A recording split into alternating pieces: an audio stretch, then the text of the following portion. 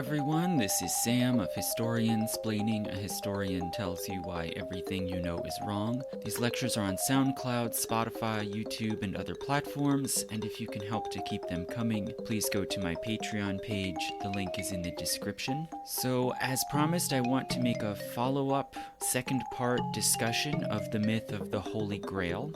In the first part, I discussed the emergence and flourishing of literature about the Grail and the quest for the Holy Grail right in the middle of the High Middle Ages, from the late 1100s through about the 1230s. And now I want to discuss what happened to that story and the image of the Grail. How has that myth evolved and taken on different forms through time down to today?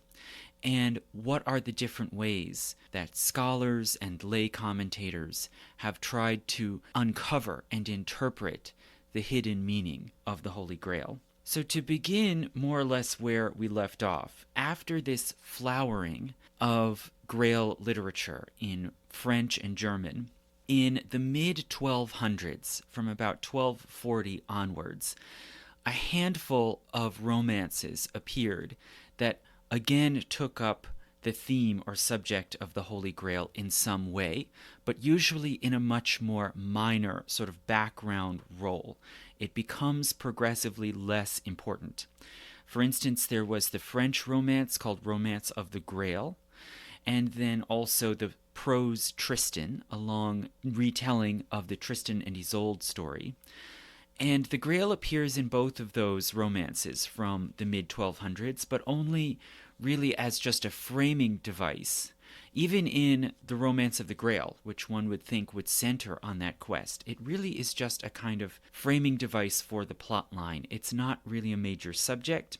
And similarly in German, other German authors took up and elaborated the themes begun by Wolfram von Eschenbach in his Parzival, but the Grail was actually progressively downplayed, and for instance, the German romance The Crown presents the Grail as a desirable object, the object of a journey, but it has no religious content. Its sort of sacred power is being diminished.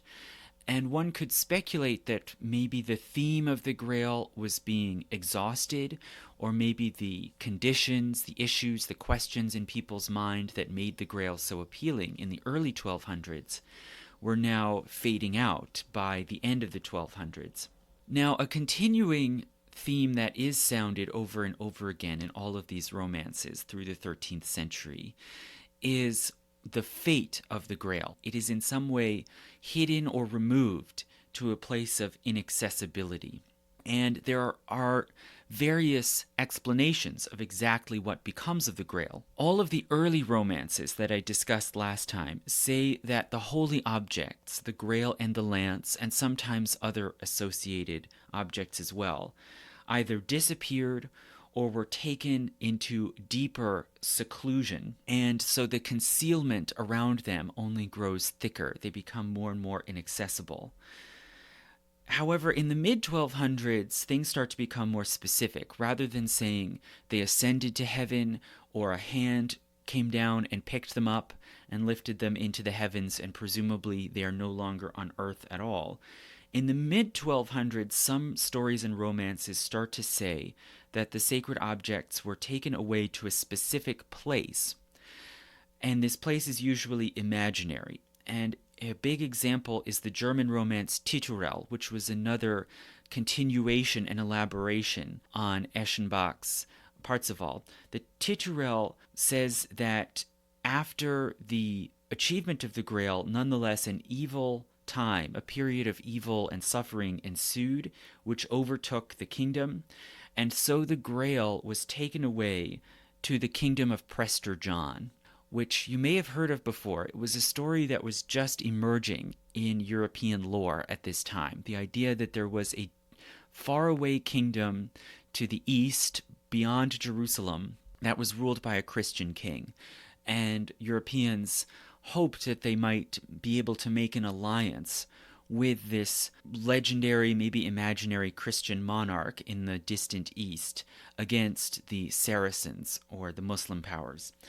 So this idea emerges in the mid-1200s that the Grail did not ascend to a heavenly realm. It was taken away to this distant land of Prester John.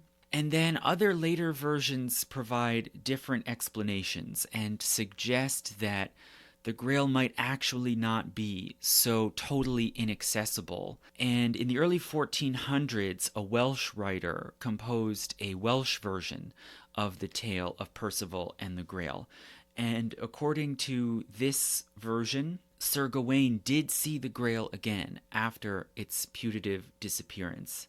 At least that is what I read in one secondary book by Arthur Edward Waite. I have not been able to confirm that directly. It's very difficult to find any kind of translation or explanation of the Welsh version of the Grail quest.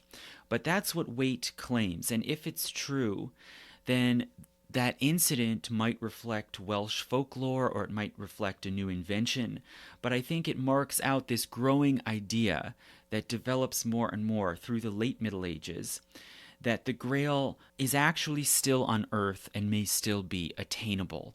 So that sort of stark ending that appeared in the earlier romances now appears more ambiguous and more open. And the question then remains, if it is still somehow possible to encounter and attain the Grail, how can this be done and where, and in what form would the Grail then be encountered? So this trend towards a more open-ended, more ambiguous conclusion to the story and the possibility that the Grail might still be on Earth, this then advances most dramatically after about 1275 and through the late Middle Ages, mainly in Central Europe. So in the German-speaking countries, the Grail comes up in stories, in poems, in references to ceremonies and events, but it is portrayed more and more as an object of a quest, but with no religious content. It loses this connection to the Eucharist and to Jesus Christ. And instead, it comes to be identified with a place. So remember, as I said, in Titurel, we're told that the Grail is removed to a faraway land, a legendary land of Prester John. Well, after that, more and more people start to merge together the idea of the Grail itself and the idea of an imaginary paradisal place somewhere on Earth. And it takes on more of an earthly and carnal and sensual importance. So the Grail becomes a metonym for some sort of paradisal realm of pleasure, sort of like the legendary Elysian fields. And a phrase emerges in German, the idea that a fallen hero or fighter, quote, went to the Grail. So it's some sort of paradisal, partly afterlife realm. And there are more and more references to an earthly paradise called the Grail. And another new usage, a specific usage emerges as well, where the word Grail was used for festivals and other festive events that offer great pleasures and delights. For example, probably the earliest instance is in the Chronicle of Magdeburg, a city in Germany, which says that a Grail festival was held in the year 1281. It involved a knightly tournament and a lady who chose the winner of the tournament, who was called, quote, Dame Fay. So there's this association with magic, the world of the fairies. In the 1400s, Grail increasingly was used to refer to romantic or sexual love, or to a lover. And for instance, there's a late medieval German minstrel song, which is in the voice of a lady, and this lady calls her lover, quote, my highest Grail. And these different usages for a place, an event, a lover, are more and more merged, and Grail is used to refer to a dance or a celebration with strong sexual overtones. And then finally, it seems in the 1500s, the Grail came to be identified with Venusberg, the legendary mountain of Venus, which in, it seems, classical and medieval mythology was understood to be a mountain enclosing a chamber where there are great pleasures and sensual indulgence. So this remote legendary mountain, the realm of feasting, celebration, sexual indulgence, and this evolution of the term Grail to mean something remarkably different from what we see in the high medieval romances. The scholar Arthur Edward Waite, who I'll talk about more later, he calls this the desecration of the Grail myth, right? So he puts a heavy value judgment on it. I would say that you could, in a more value-neutral way, simply say it's a secularization of the myth of the Grail.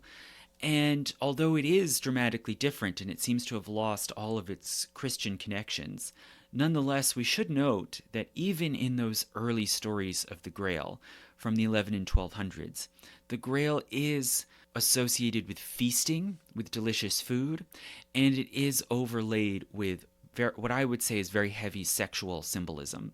So it's not as if those themes of the pleasure of food and the pleasure of sex, or at least the importance of sex, are totally alien to the earlier story of the Grail. It's just that the story and the meaning of the Grail went in this very different direction, especially in Central Europe and the Holy Roman Empire. So meanwhile, in the French and English-speaking worlds, it seems that the Grail more and more faded into the background and maybe was seen as a kind of sterile, exhausted, old-fashioned symbol. And it, in the 1300s and most of the 1400s, it really doesn't factor in at all. In the great English-language romance of Sir Gawain and the Green Knight, which I've discussed before, the Grail does not factor in at all. But it does reappear, it takes back its very important role again in the sort of last great work of Arthurian literature of the Middle Ages, which is Thomas Malory's Les Morte D'Arthur, which the Englishman Malory wrote probably while in prison in the 1470s, and then not long after was published by William Caxton when he set up the first printing press in England. And in Les Morte D'Arthur, the Grail, in some ways, it factors in as an important goal and quest of the Knights of the Round Table, much as it did in the Vulgate cycle, and Les Morte D'Arthur can be seen as basically an English prose retelling of the Vulgate cycle. But the mood is different. The thrust, you could say, is different in Les Morte D'Arthur.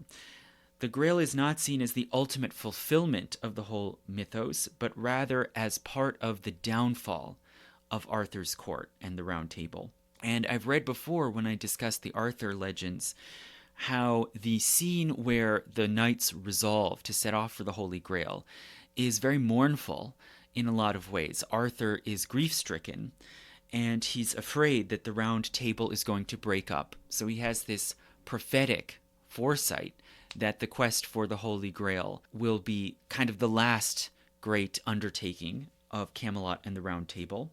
And in this way, you could see the whole process as foreordained, that the Grail quest and the achievement of the Grail somehow lead then naturally into the breakup and destruction of Camelot. And so there's a kind of fatalism, and Les Morte D'Arthur really emphasizes the fleeting nature of utopia.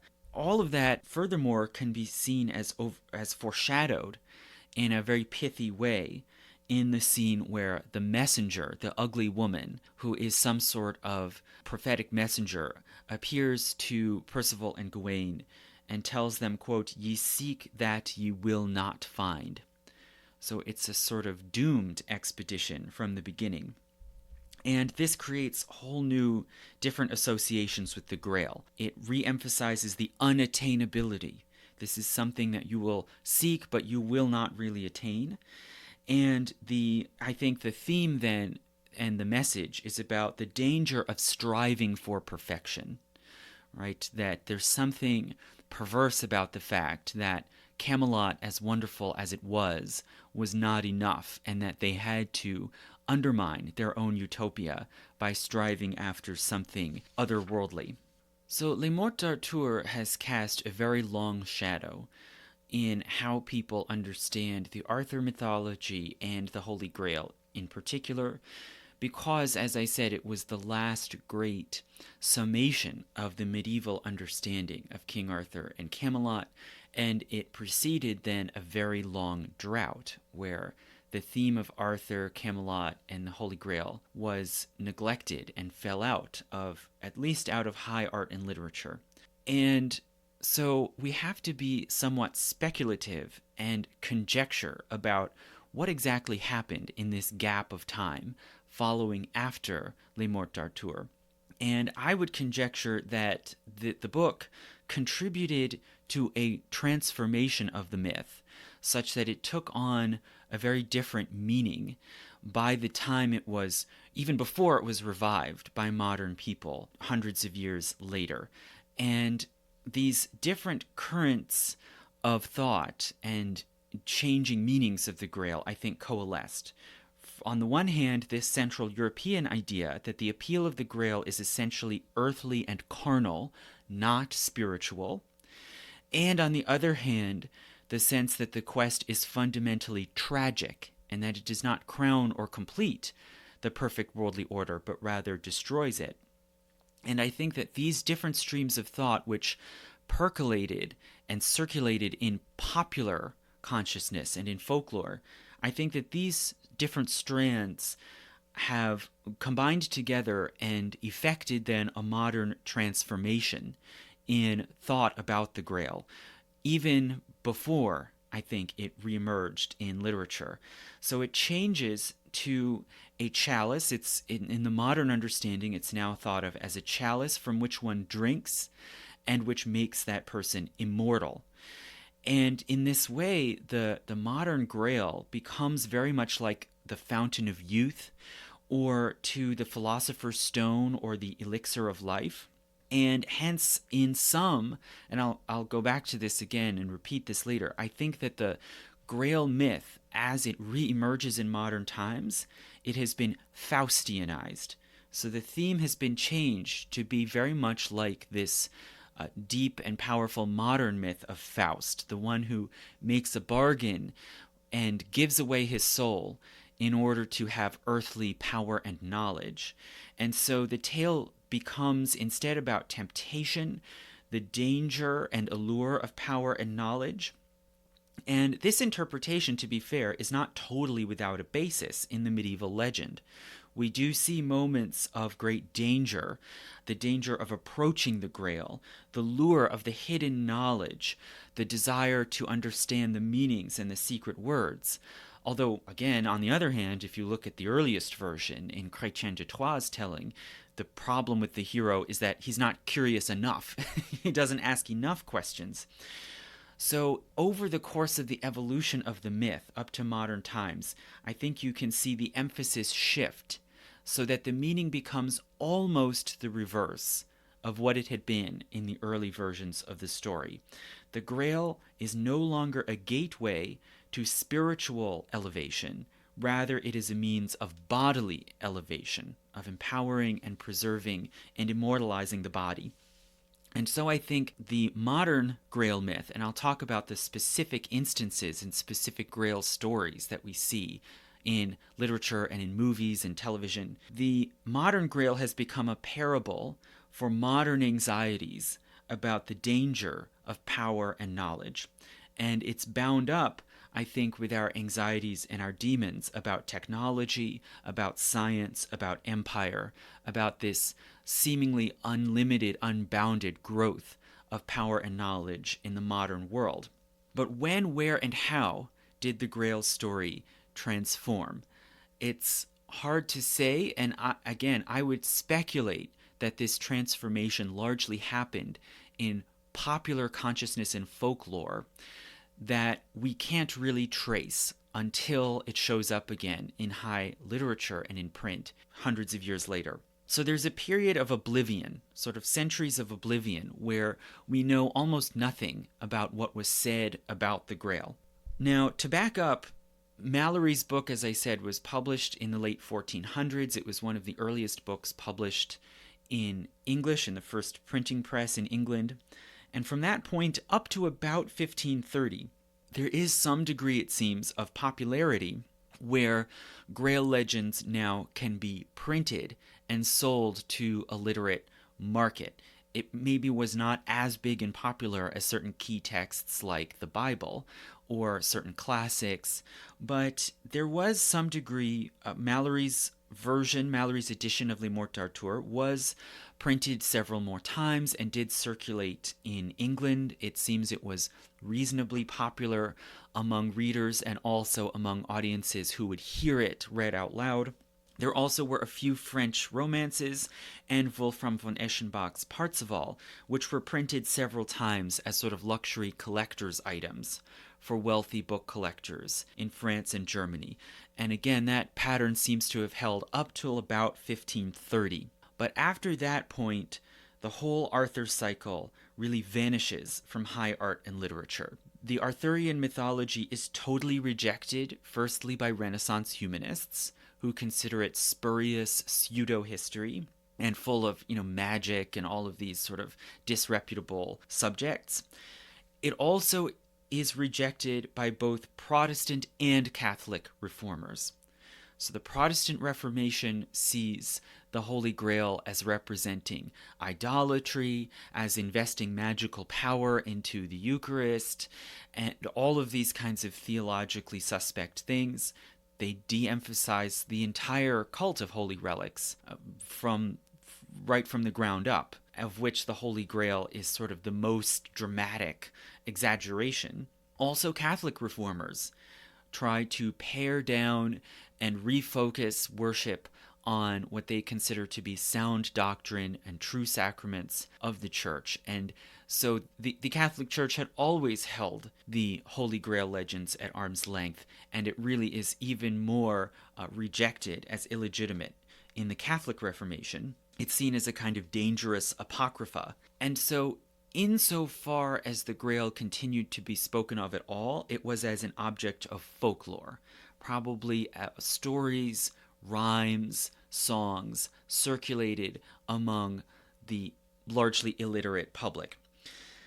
And little can be known about what was said about the Arthur mythology in general, or whether there was any innovation or evolution in how people presented the Arthur mythos. And that basically is the situation right up into the 1700s, when both high literature and popular literature are exploring different themes, and the high medieval romances are really out of the picture. But of course, things start to change. As I've said before in other lectures, the Arthur mythology starts to be collected, edited, examined by scholars, and reprinted beginning in the late 1700s. And there are a number of reasons. One is that increasingly there are cadres of scholars who see these romances as part of national mythology and folklore, something to be claimed and celebrated as part of a national heritage, whether French or German or British. And so the Arthur cycle starts to be edited and republished in the late 1700s, and then it starts to be adapted now and elaborated in new forms after about 1800. And the main vehicle through which audiences were reintroduced to the Arthur mythology was, again, Malory's Le Morte D'Arthur. And Le Morte D'Arthur was republished in several new editions, mainly in Britain after 1800, and these editions were largely aimed at children. So publishers at that time, readers, editors, could see Le Morte D'Arthur as a set of sort of moralized tales for youth, comparable, you could say, to Aesop's fables. Whereas you might aim Aesop's fables at, primary school children, maybe Le Morte D'Arthur could be more for secondary school, especially young men. And so it was slotted into the new sort of burgeoning genre of children's or youth's literature, along with other similar cycles of folklore like Robin Hood, right? They're following largely the same trajectory here. But the Grail quest was de-emphasized or removed entirely. So early 19th century moralists evidently were discomfited and didn't know what to do with the quest for the Holy Grail. They saw it as too strange, too mystical, too overlaid with sexual symbolism and overtones, and possibly conveying some sort of religious heterodoxy. So whereas, for instance, Merlin comes much more quickly and is embraced in the new literature for youth in the early 1800s, the Holy Grail is kept out and suppressed, and many of these editions of Le Morte D'Arthur just cut out the whole section on the Grail quest entirely. They expurgated the whole subject. So why would that be, that the Grail would be seen as so dangerous and too dangerous to print, whereas, Merlin, a wizard and prophet, is acceptable? Well, Merlin is so fantastical and so far outside of the mainstream religious beliefs of the 19th century that he could be sort of slotted in to the world of children's tales, right? It's okay to tell children about magic. But the Grail obviously is different. The Grail is religious and theological.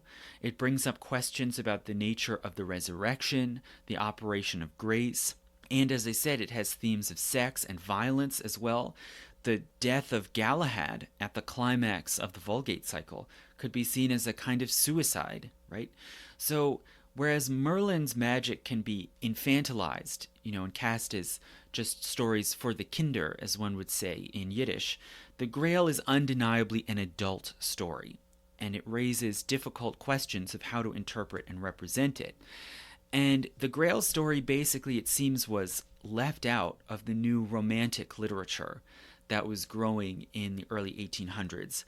But the main writer who broke through this barrier and brought the Grail quest into 19th century literature and into the heart of one could say highly honored and praised literature of the 19th century, was Alfred Lord Tennyson. So Tennyson was the first one to begin to adapt the Holy Grail story for an ostensibly serious reading audience. And this process began in 1834. And that's an important date because at that point, Tennyson was still in recovery. He was still in mourning and just beginning to recover from grief over the death of his close friend, Arthur Hallam, who had been his university classmate. And he was very, devastated by this loss of his friend from youth. And they were still young. They were still in their 20s when Arthur Hallam died. And he wrote a famous poem memorializing him, which contains the famous line, "It is better to have loved and lost than never to have loved at all." And it seems that when he was just starting to come out of mourning from the death of Arthur Hallam, that is when Tennyson wrote a narrative poem called Sir Galahad, describing the adventures of the knight Galahad seeking the Holy Grail, right? And he, of course, is the Grail hero in the Vulgate cycle. And the poem includes Galahad's sort of fleeting vision, what you could see as a kind of mystical vision of the Grail upon an altar table guarded by 3 angels.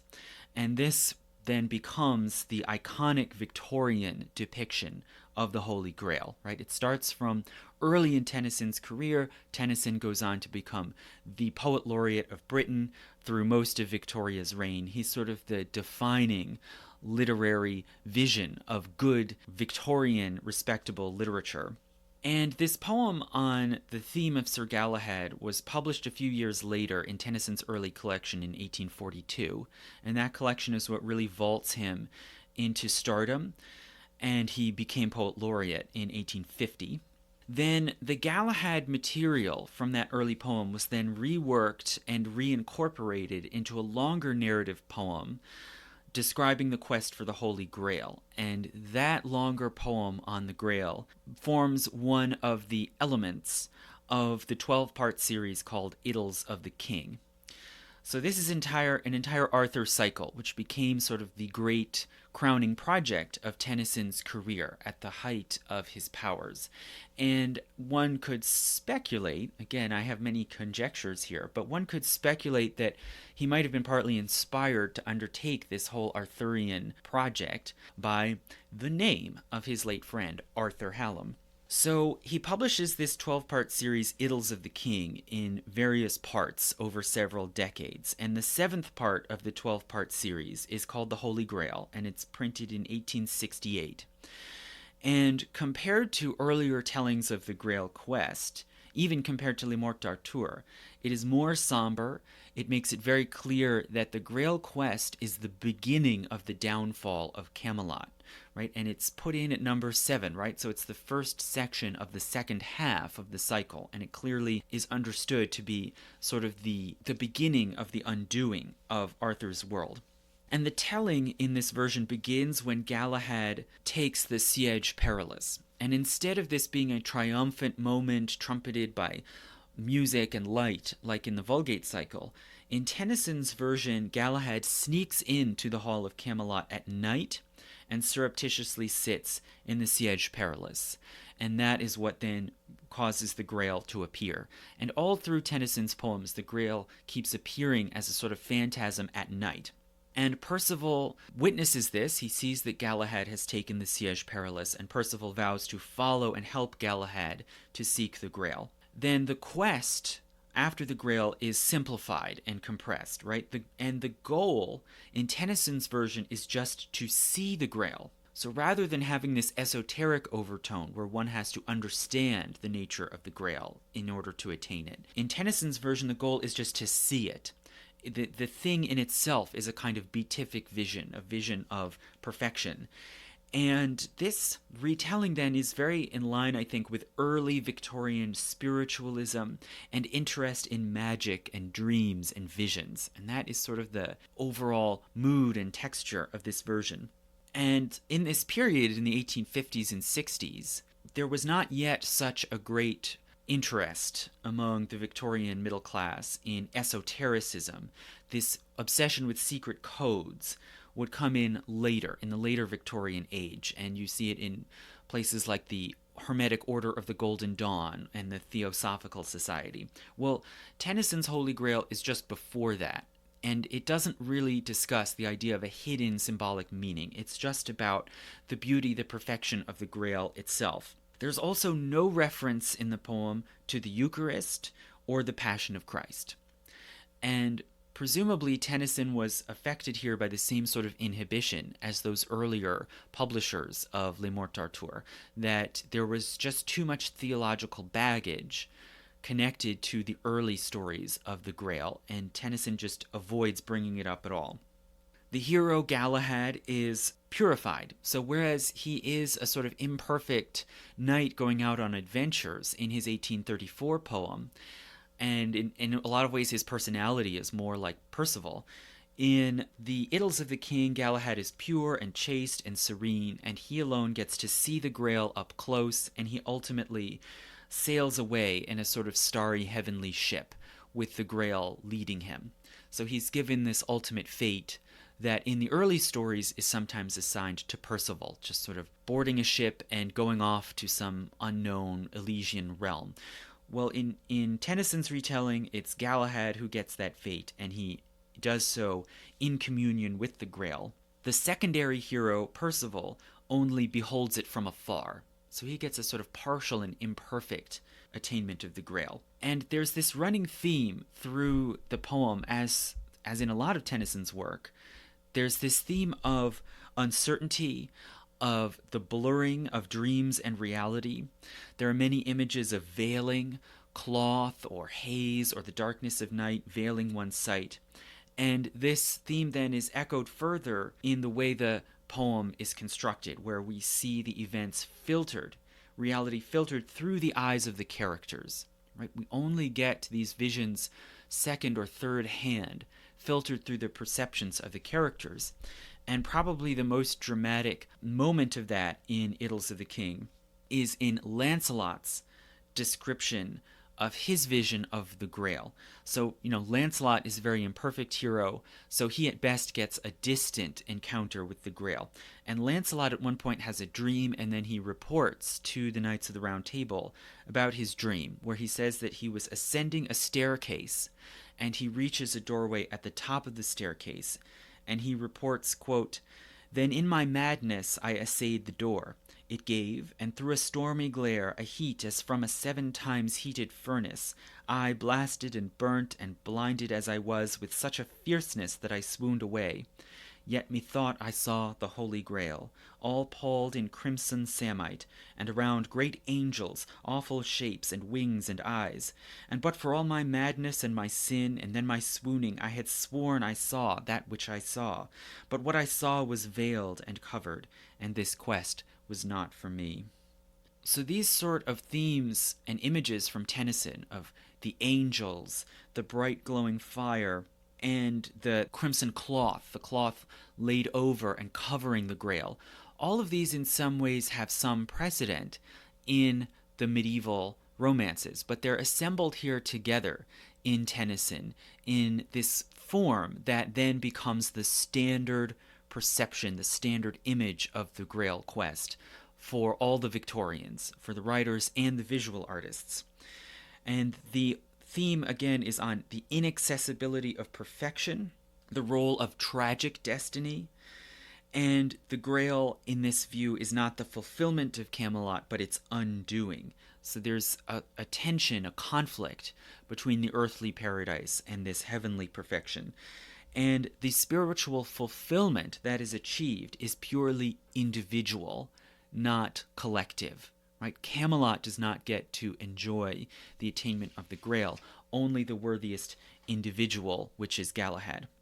So this way of thinking about the Grail is reflected in other Victorian writers and artists around the same time, both before and after the publication of the Holy Grail in 1868.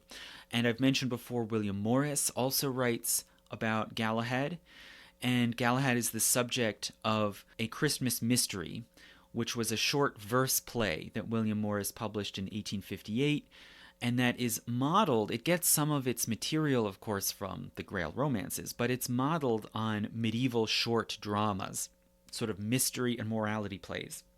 And in this version, William Morris, again, rehumanizes Galahad. Galahad is imperfect and struggling, and in a lot of ways his sort of foibles and the ups and downs of his quest are more like Percival in the medieval romances. But even more importantly, this Victorian version of the Grail quest carries over into visual art. And you see Dante Gabriel Rossetti and artists like him presenting depictions of the Grail adventures, but especially as visions. The Grail often appears floating, suspended in air. It's phantasmic. And Edward Burne-Jones probably presents the most iconic and definitive image of the whole Holy Grail legend. And there's this extremely familiar image taken from a tapestry by Edward Burne-Jones, where we see Galahad approaching a chapel in the forest with Percival behind, and within the chapel we see in this sort of soft, glowing light, an altar table and the Grail watched over by 3 female angels. And this image has been reproduced so many times. It's probably one of the most viewed works of art of the 19th century. And I have next to me right now in this room, I have a stack of 3 different books that examine the Grail from different perspectives, but all of them have that same image on the cover. It's become almost inseparable. And I personally wanted to avoid simply repeating this cliche. So for the thumbnail image of this podcast, I used a different image, which is a mural painting by Edward Austin Abbey, which I was able to photograph myself because I went with a friend to the Boston Public Library. And this artist, Edward Austin Abbey, was mainly known for popular magazine and advertisement illustrations until he was commissioned to paint a series of murals in the Boston Public Library, in the room where one orders and receives books. And so he painted a series depicting the cycle of Galahad's quest, as described in the Vulgate cycle and Les Morte D'Arthur. This could be seen as kind of playing on and echoing the theme of questing after knowledge and truth, right, as appropriate to a room where one requests and receives books. And these murals, this cycle of murals, they're extremely rich and kind of phantasmagoric. They have gold enamel, and they combine this sort of realistic, sculptural, three-dimensional detail with fantastical material, which is maybe kind of the perfect expression of Victorian art. And the murals served to elevate himself from a sort of trade illustrator of magazines and ads to a supposedly serious artist. And the last years of his life, he painted serious art for commissions in Britain and the US. And so this is the point that he painted these murals in the early 1890s as the library building, the McKim building, was being completed. And it can be seen as sort of the apotheosis of the Arthurian legends, and specifically of the Holy Grail legend, as a topic for serious art. No longer something to be seen as weird or suspect or just embarrassing magical theme of folklore, but as a subject for serious and moralizing art. At the same time that an opera was being performed that was reserved only for a specific theater in Germany, and that I think also played the same sort of role of now proving that the Holy Grail myth was a fit subject for high art. And that, of course, is Parsifal by Richard Wagner. So Wagner, whereas Tennyson and artists like Edward Burne-Jones kind of made the Grail myth respectable again in the English-speaking world, it was the composer Wagner who did the same in the German-speaking world. He elevated the Grail theme to high art. And he did so mainly through this opera Parsifal, which is loosely based on the German Grail romances. His main source was Wolfram von Eschenbach, but there are crucial differences too, and aspects of the story that Wagner took from other sources. But Wagner worked on the libretto for Parsifal for almost 20 years before it was then finally staged at the Bayreuth Festival in Germany in 1882. So this was an event that was held annually in Germany as a vehicle for the works of Wagner and his kind of celebration of German myth and folklore. And Parsifal turned out to be his last work. It's an opera with quasi-religious overtones, even if not necessarily connected to Christ's Passion, as one sees in the Grail romances of the Middle Ages. But Wagner says that he said that this opera was not, properly speaking, an opera. He described it as a play for the purpose of consecrating the stage of the Bayreuth Festspielhaus, the main venue of the Bayreuth Festival.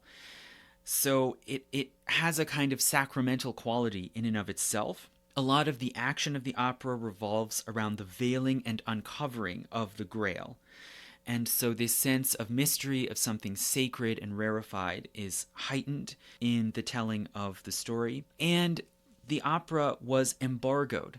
Wagner and his heirs forbade the opera to be staged anywhere else other than the Bayreuth Festspielhaus until 1903, when it was allowed to be performed at the Met in New York.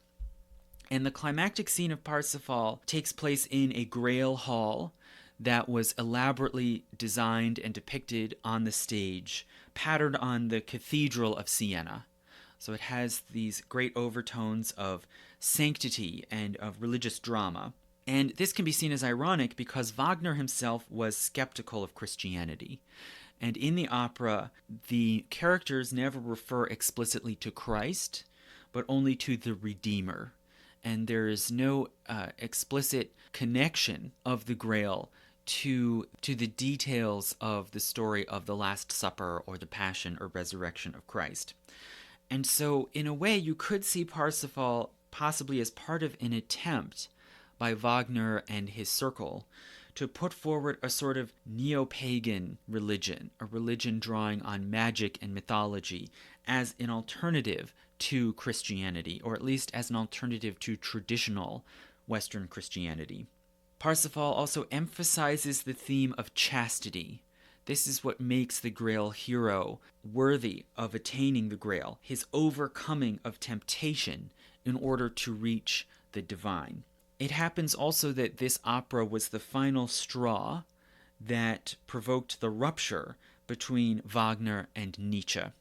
So Friedrich Nietzsche, the sort of iconoclastic philosopher of 19th century Germany, he had been an admirer and a friend of Wagner, but there were increasing tensions between them. And Nietzsche was increasingly concerned that Wagner was sort of promoting a new, restrictive, life-denying morality. And so at the beginning of his classic book on the genealogy of morals, Nietzsche said, quote, "Parsifal is a work of perfidy," maybe kind of playing on that wordplay, Parsifal and perfidy. Parsifal is a work of perfidy, of vindictiveness, of a secret attempt to poison the presuppositions of life, a bad work. The preaching of chastity remains an incitement to anti-nature. I despise everyone who does not experience Parsifal as an attempted assassination of basic ethics. So again, Nietzsche with his characteristic subtlety here. He sees the opera as part of a kind of conspiratorial attempt to restrict and undermine life. But overall, the significance of Parsifal for the Grail myth, you could say, is that it is a remoralizing of the tale, but in a simplified form. The Grail is a reward to be attained through proper behavior. It is not a mystery to be solved. The hiddenness, the secrecy, the puzzle is no longer the issue. It's a reward to be attained, and in this way it can be seen as transitional to the high modernist understanding of the Grail. So the Grail theme, like a lot of the Arthur mythos and like a lot of medieval legend, folklore, romance, it gets taken up and sort of cannibalized by modernism in the 20th century. And possibly the strongest association, of course, between modern literature and the Grail is T.S. Eliot's The Wasteland, the sort of long pastiche poem that Eliot composed in the aftermath of the First World War and the Spanish flu, and that he reportedly composed largely while recovering from his own case of the Spanish flu. So in The Wasteland, it's hard to parse out exactly what the different passages are talking about. It's very cryptic and disjointed. There's no clear direct reference to the Holy Grail, but you can see invocations of the Fisher King. Of course, the Wasteland is widely understood as a reference to the suffering country of the Fisher King. And the poem overall can be seen as symbolic of psychological development, and particularly of trauma and recovery among people who had survived World War I and the Spanish flu. And it draws a lot on images of illness and infirmity, but it also spiritualizes them. It draws parallels between physical and spiritual infirmity or illness. And the poem is modernist, but it can also be seen as transitional, I think, as a kind of last gasp of Victorianism, and a last gasp of this idea that esoteric and occultic secrets can order and organize modern knowledge, the expanding world of modern knowledge. And there is a deep primitivism and psychologism, right, where these myths are read as symbolic of kind of the inner workings of the psyche, which can be exposed by uncovering the primitive and the occult, all of which in some way are associated together, I think, in this modernist mentality. When drafts of the poem were circulated, a lot of people questioned what were his sources for his symbolic understanding of the Holy Grail myth that he was trying to kind of commandeer and use as a commentary on modern times. And in response, Eliot actually added in a footnote to the poem where he explicitly cites a book by the scholar Jessie L. Weston called From Ritual to Romance, and he sort of credits her with providing this understanding of the real meaning of the Grail legend. And I think that Eliot's decision, the fact that he felt he needed to cite this book by Jessie L. Weston, shows a number of things. For one thing, it shows the integration of the Grail story into a modernist ethos, which is very Jungian and Jung-influenced, where symbols and stories are seen as concealing, both revealing and at the same time concealing some hidden reality, which is primitive and psychological. And that, I think, underlays then all the sort of new modern quests for the meaning of the Holy Grail, which I'll get to at the end. It also shows, I think you could say, a kind of ossification or sclerosis, where kind of the Victorian way of rereading, redeploying, reinterpreting the Holy Grail had sort of ground to a halt, and there was a more kind of rigid understanding that had set in about the Holy Grail in the Arthur mythos, where it seems a lot of the audience that read The Wasteland failed to see the poem as a sort of creative and evolving interpretation of the story, and instead they demanded correctness and justification for why the Grail should be viewed this way. And I think you can see a kind of increasing rigidity and staleness where people expect a sort of single rote correct representation of the medieval myth, which, as we saw in the last lecture, was dynamic and complicated and evolving when it was composed. But, as a modernist, you will often tend to think, no, there's some sort of correct underlying meaning that we just have to uncover. Okay, so whereas the Wasteland is this kind of high point where the Grail legend is woven into modernism, I think you can also see it as a kind of ending point, where the Victorian way of approaching the Holy Grail had sort of been pushed as far as it could. And after that point, after about 1930 or so, the Grail legend is taken up only very rarely and sporadically into 20th century pop culture and popular press literature. And the way it's approached splits apart. There are two different attitudes towards the Holy Grail that I think diverge and become dramatically opposed. One is a growing cynicism, where the whole story is seen as ridiculous, and that is represented most clearly in film. And then secondly, a new quest to find the real Grail. So on the other hand, there's this attitude that takes the Grail story completely seriously, and even on some level literally, that there must be an actual object that is the true Holy Grail, and that it only needs to be located, not interpreted, but located. So the understanding of the Grail takes these radically different directions. And to consider just the first one initially, there's the reduction of the Grail into a trite cliché, which we see most of all in mass media. And for a long time, the Grail is just not treated at all. It's not seen as interesting or vital in the way that, say, Robin Hood is in the 30s, 40s, 50s, 60s. And for example, the Grail theme is left entirely out of the play and movie Camelot, which is really, I think you could say, the first attempt to retell and re-encapsulate the Arthur mythos in movie form. There is no mention of the Grail, and the undoing of Camelot is tied entirely to the personal conflicts among Arthur, Guinevere, Lancelot, and Mordred. Then, of course, when does the Holy Grail appear in a popular, successful film? As you know, it's in Monty Python and the Holy Grail, which is a very inventive, very funny, playful movie, which is a brilliant send-up of the sort of pompousness and self-seriousness of the Arthur mythos. And the Grail is right there in the title. It's clearly understood as a sort of organizing principle of the story and the plot. But ironically, while it's the first movie to take the Grail as central to the Arthur story, and possibly it's the most known image and association that people have with the Grail today, it is used as the ultimate MacGuffin.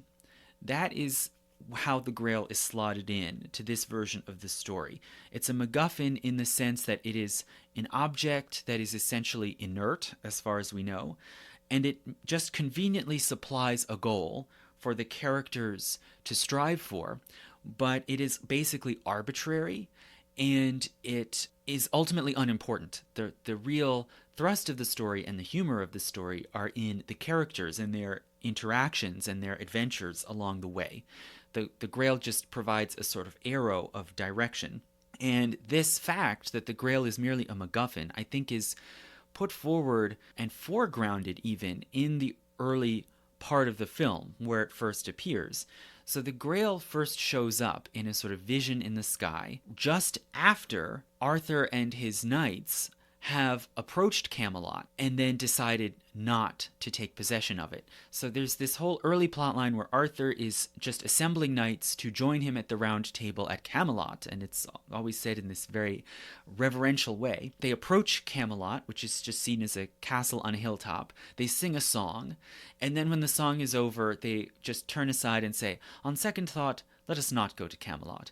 It is a silly place." So this entire storyline aimed at this goal of creating the round table, the paradisal society of Camelot, is just sort of summarily abandoned.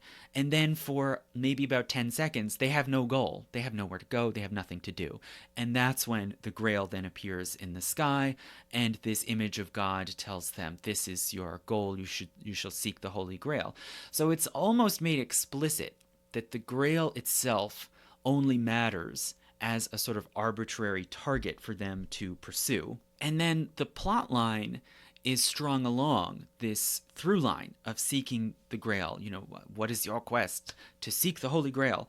But it ultimately has no point. The quest is left unresolved. And that, again, I think is emphasized in the ending, in the way that Monty Python ends the movie, which I won't give away for those few people who have not viewed it. But the entire movie, I think, can be seen as a kind of existentialist reading of the whole Holy Grail quest. And you could say something similar, I think, about the sort of first high art, high concept film dealing with the Holy Grail, which came a few years later in 1978, which is Perceval le Gallois by Eric Romer. And this is a very unusual, odd film, which is good. I've watched more of it just recently. It's a good movie, but you have to sort of adjust your thinking. It's an intentionally stagey and theatrical movie. There is no naturalism to it. The performance style is stilted. There's a singing chorus that shows up on screen. The sets and the props are intentionally, clearly artificial. There's no depth in the scene backgrounds. You could see the film as sort of an attempt to present how the medieval composers and hearers of the Grail romances would have pictured the story, or how they would have staged it, right? If you think of a medieval theatrical troupe trying to put on the story of Percival and the Holy Grail, maybe this is what it would have looked like.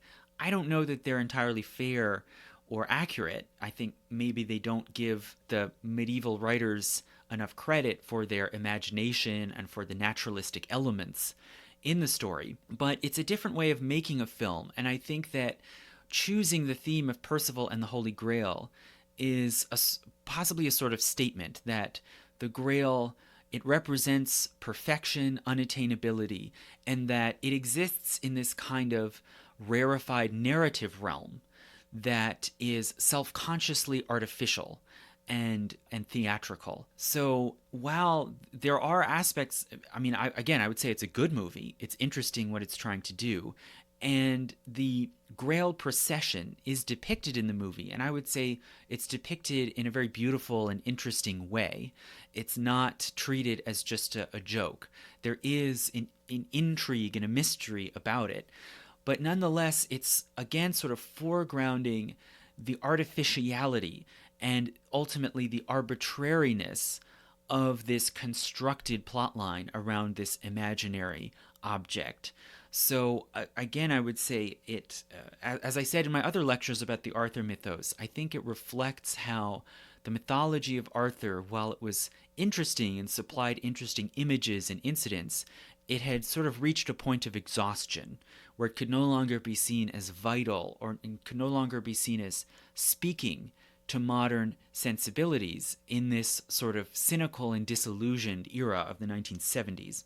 Now, at the same time that I think you could say the Grail story was reaching this kind of dead end and becoming a sort of stale artifact or a joke in the 1970s, at the same time, there was a totally different development happening in other media, which was the emergence of a new quest to attain the Grail. So while some people were examining the Grail as this kind of dead artifact of the past, others were taking it more seriously than ever. arguably more seriously than the people who wrote the medieval romances. So a new quest emerges to identify and locate the Grail, and hence to possess it. But again, to do so by finding it, not by understanding it.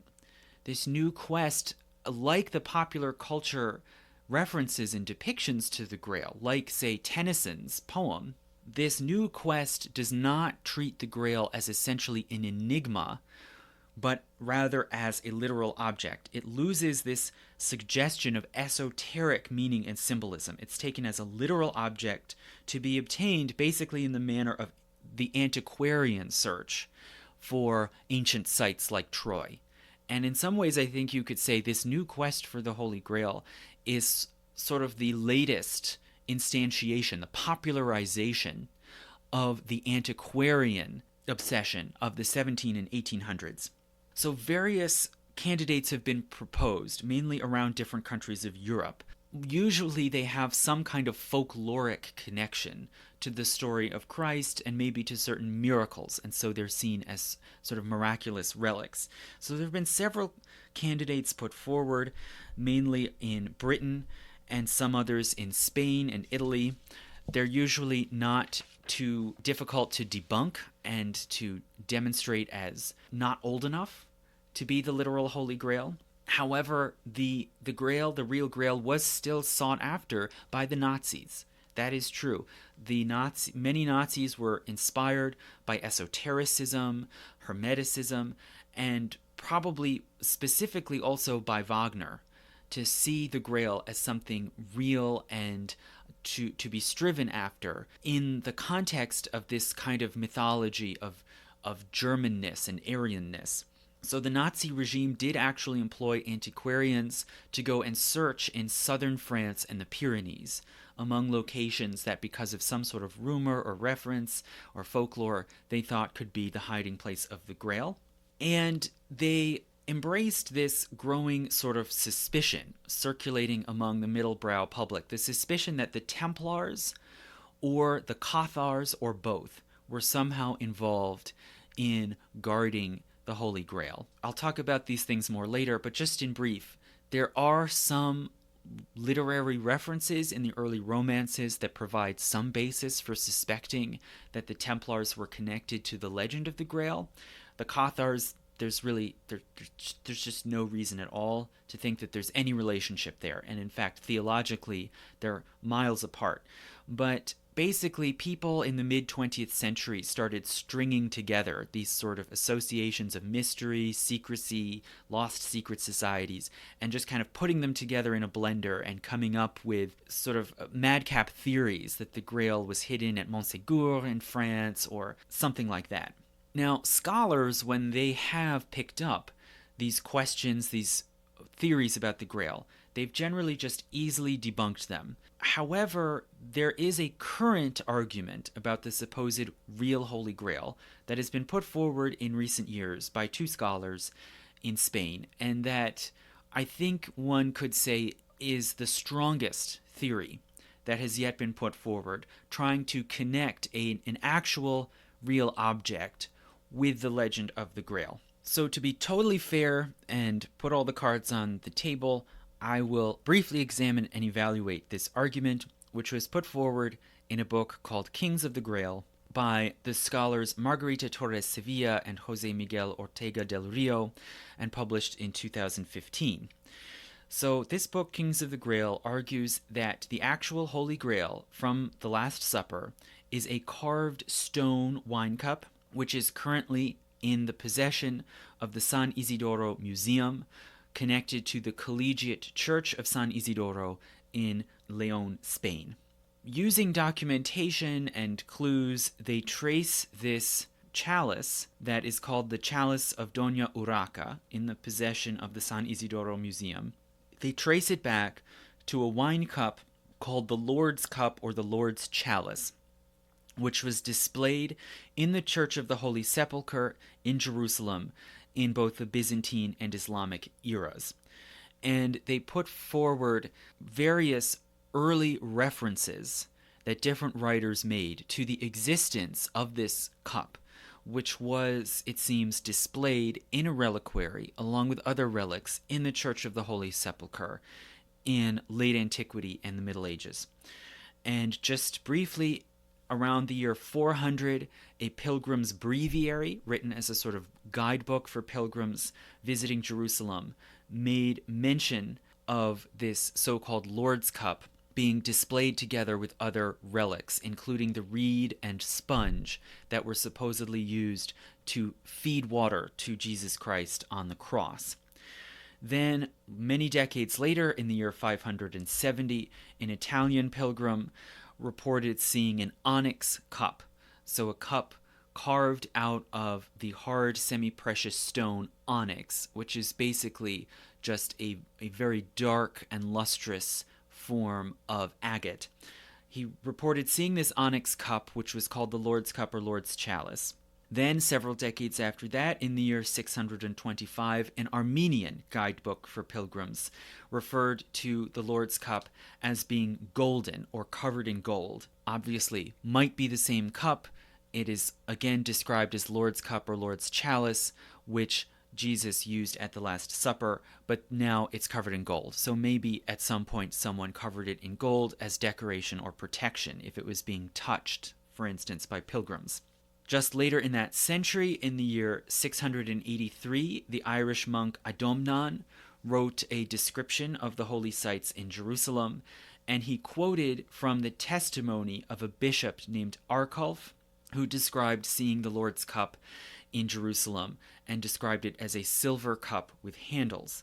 And this particular description, the idea that it was displayed in a special reliquary where it could be witnessed in Jerusalem and that it was silver with handles on either side. This description was then widely reproduced many times in medieval Europe, and it was quoted, for one thing, in the writings of the Venerable Bede, one of the most widely known and read writers of early medieval England. Then after that, in the 800s, there are several times where the Lord's Cup or Chalice, again supposedly a relic of the Last Supper, was listed among the holy relics housed in the Holy Sepulchre.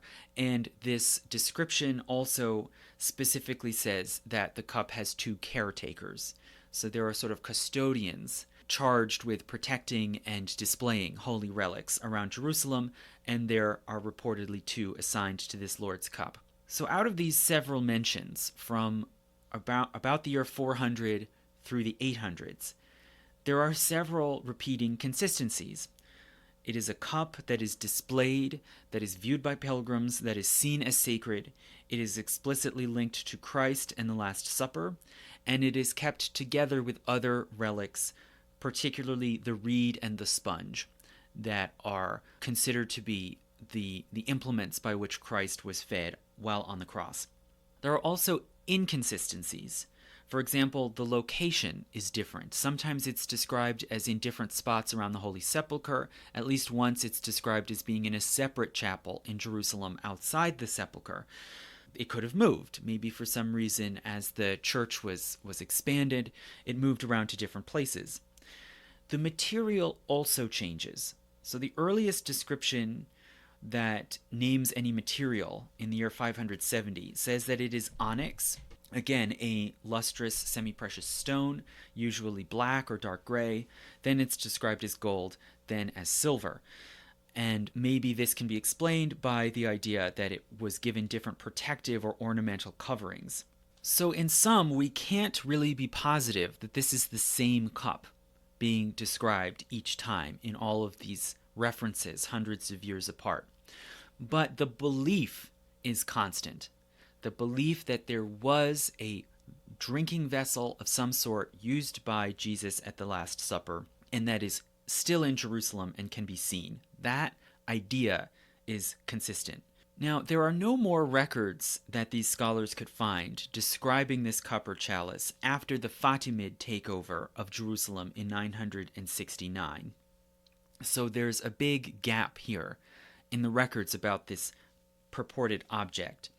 However, Torres and Ortega found a manuscript written in the early 1200s in Arabic, located in archives in Cairo.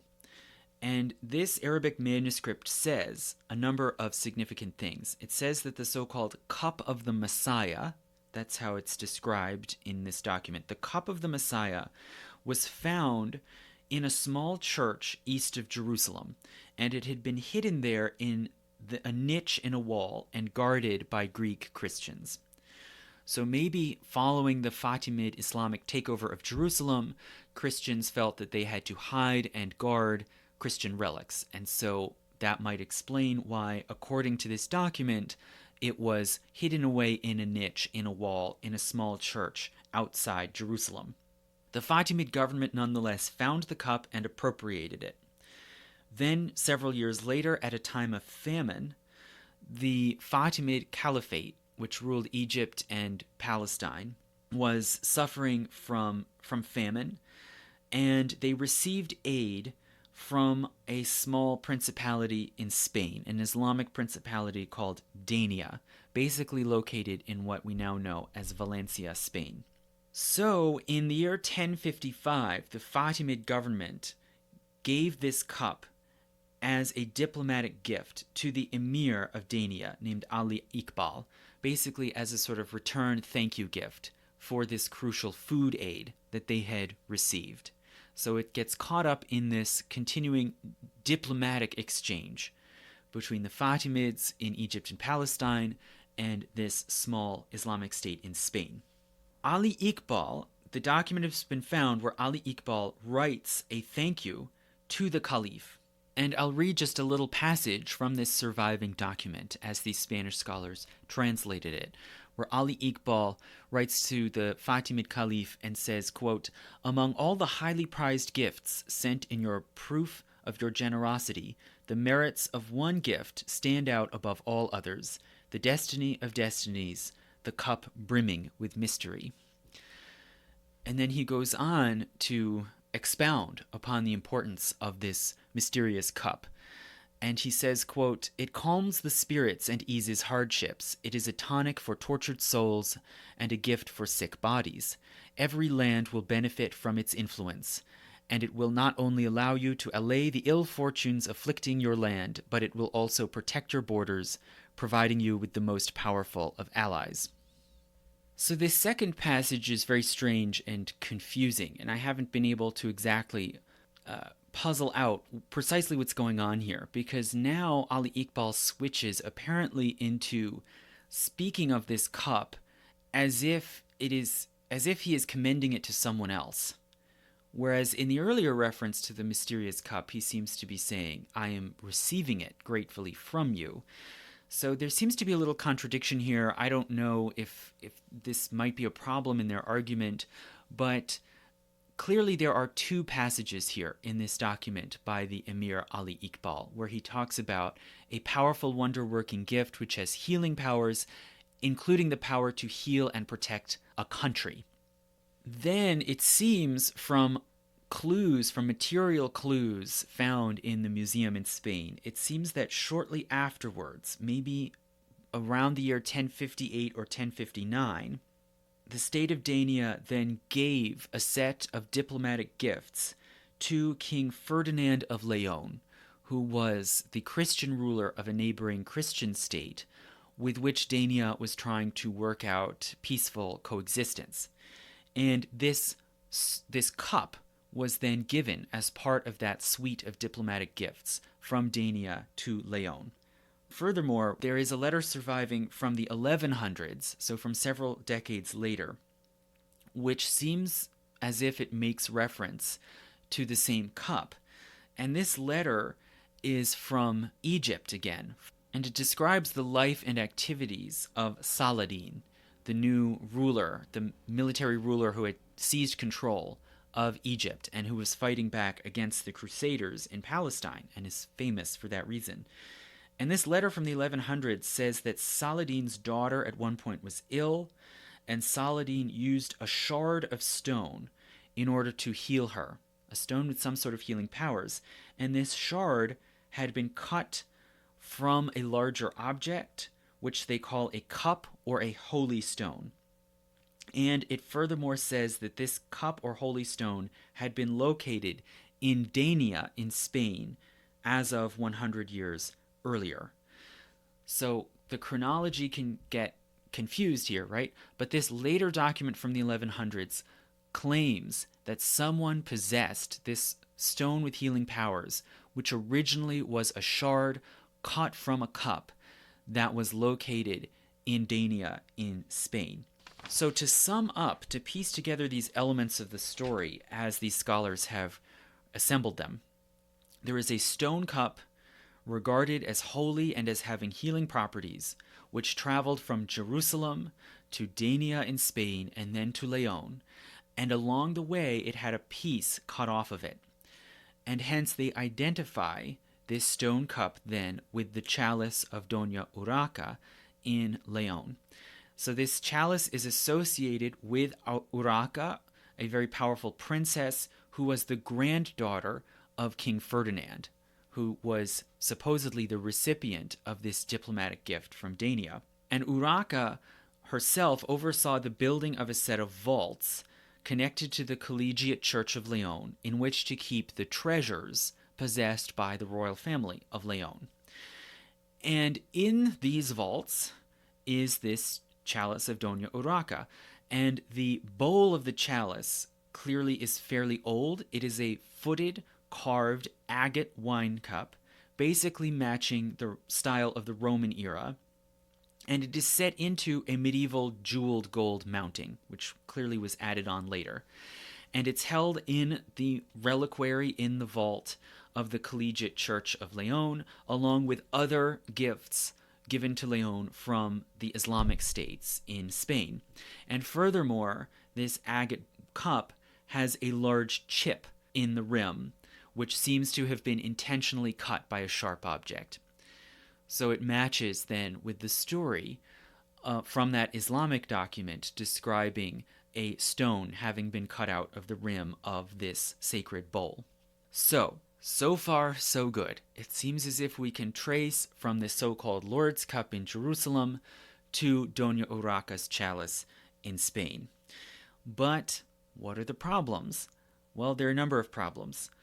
The earliest known reference to the existence of this cup only appears around the year 400. And so we cannot know, firstly, that it is authentically the cup that Jesus Christ used at the Last Supper. And in fact, this is arguably very unlikely. For one thing, it's finely made out of a fine material, dark-colored agate. That's one issue. Seems awfully luxurious for a bunch of, illiterate peasant Jews having a supper before one of them gets crucified. And the authors have a way of dealing with that. They say, well, Christ also had well-to-do patrons, which is fair enough. But more importantly, the earliest reference to this sacred object is around the year 400, but it is not mentioned in the examination and collection of holy relics around Jerusalem, which was undertaken by Saint Helena, the mother of the Emperor Constantine, in the early 300s. So after Constantine embraces Christianity, he basically dispatches his mother Helena to go find sacred objects and texts around Jerusalem, and she did a fairly thorough job, and she came up with all kinds of relics, most of which are probably spurious, such as the True Cross. But there is no mention in any of those records from that time or later to any sacred cup or Lord's Cup. So it seems likely that a nice pretty stone cup that someone had was then identified later as the supposed Lord's Cup, which is the sort of thing that happens all the time, right? The Crown of Thorns, which is housed in Paris, is almost surely not the Crown of Thorns that was supposedly placed on Christ's head. For one thing, it doesn't have any thorns. That would be one issue. So it more likely is a spurious relic that was elevated to that status at some point in late antiquity. We also further cannot know that the cup in Leon is the same one that was in the Holy Sepulchre at that earliest date as of about 400. There's changing descriptions, changing locations, and all kinds of things can happen to a holy object, especially in a place like Jerusalem that's constantly being fought over and repeatedly sacked, as it was, for instance, by the Persians before it was then conquered by the Muslims. So there was likely a lot of theft, looting, damage, and we really cannot know that the chalice in Spain is the same thing that is referred to in these documents about Jerusalem.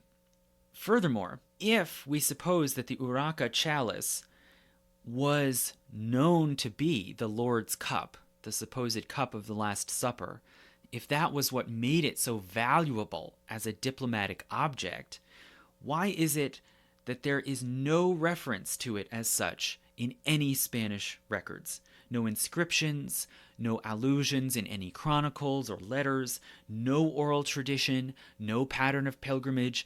There's just no indication at all that anybody in Christian Spain, in this Christian kingdom of Leon, regarded this chalice as anything other than a nice jeweled chalice.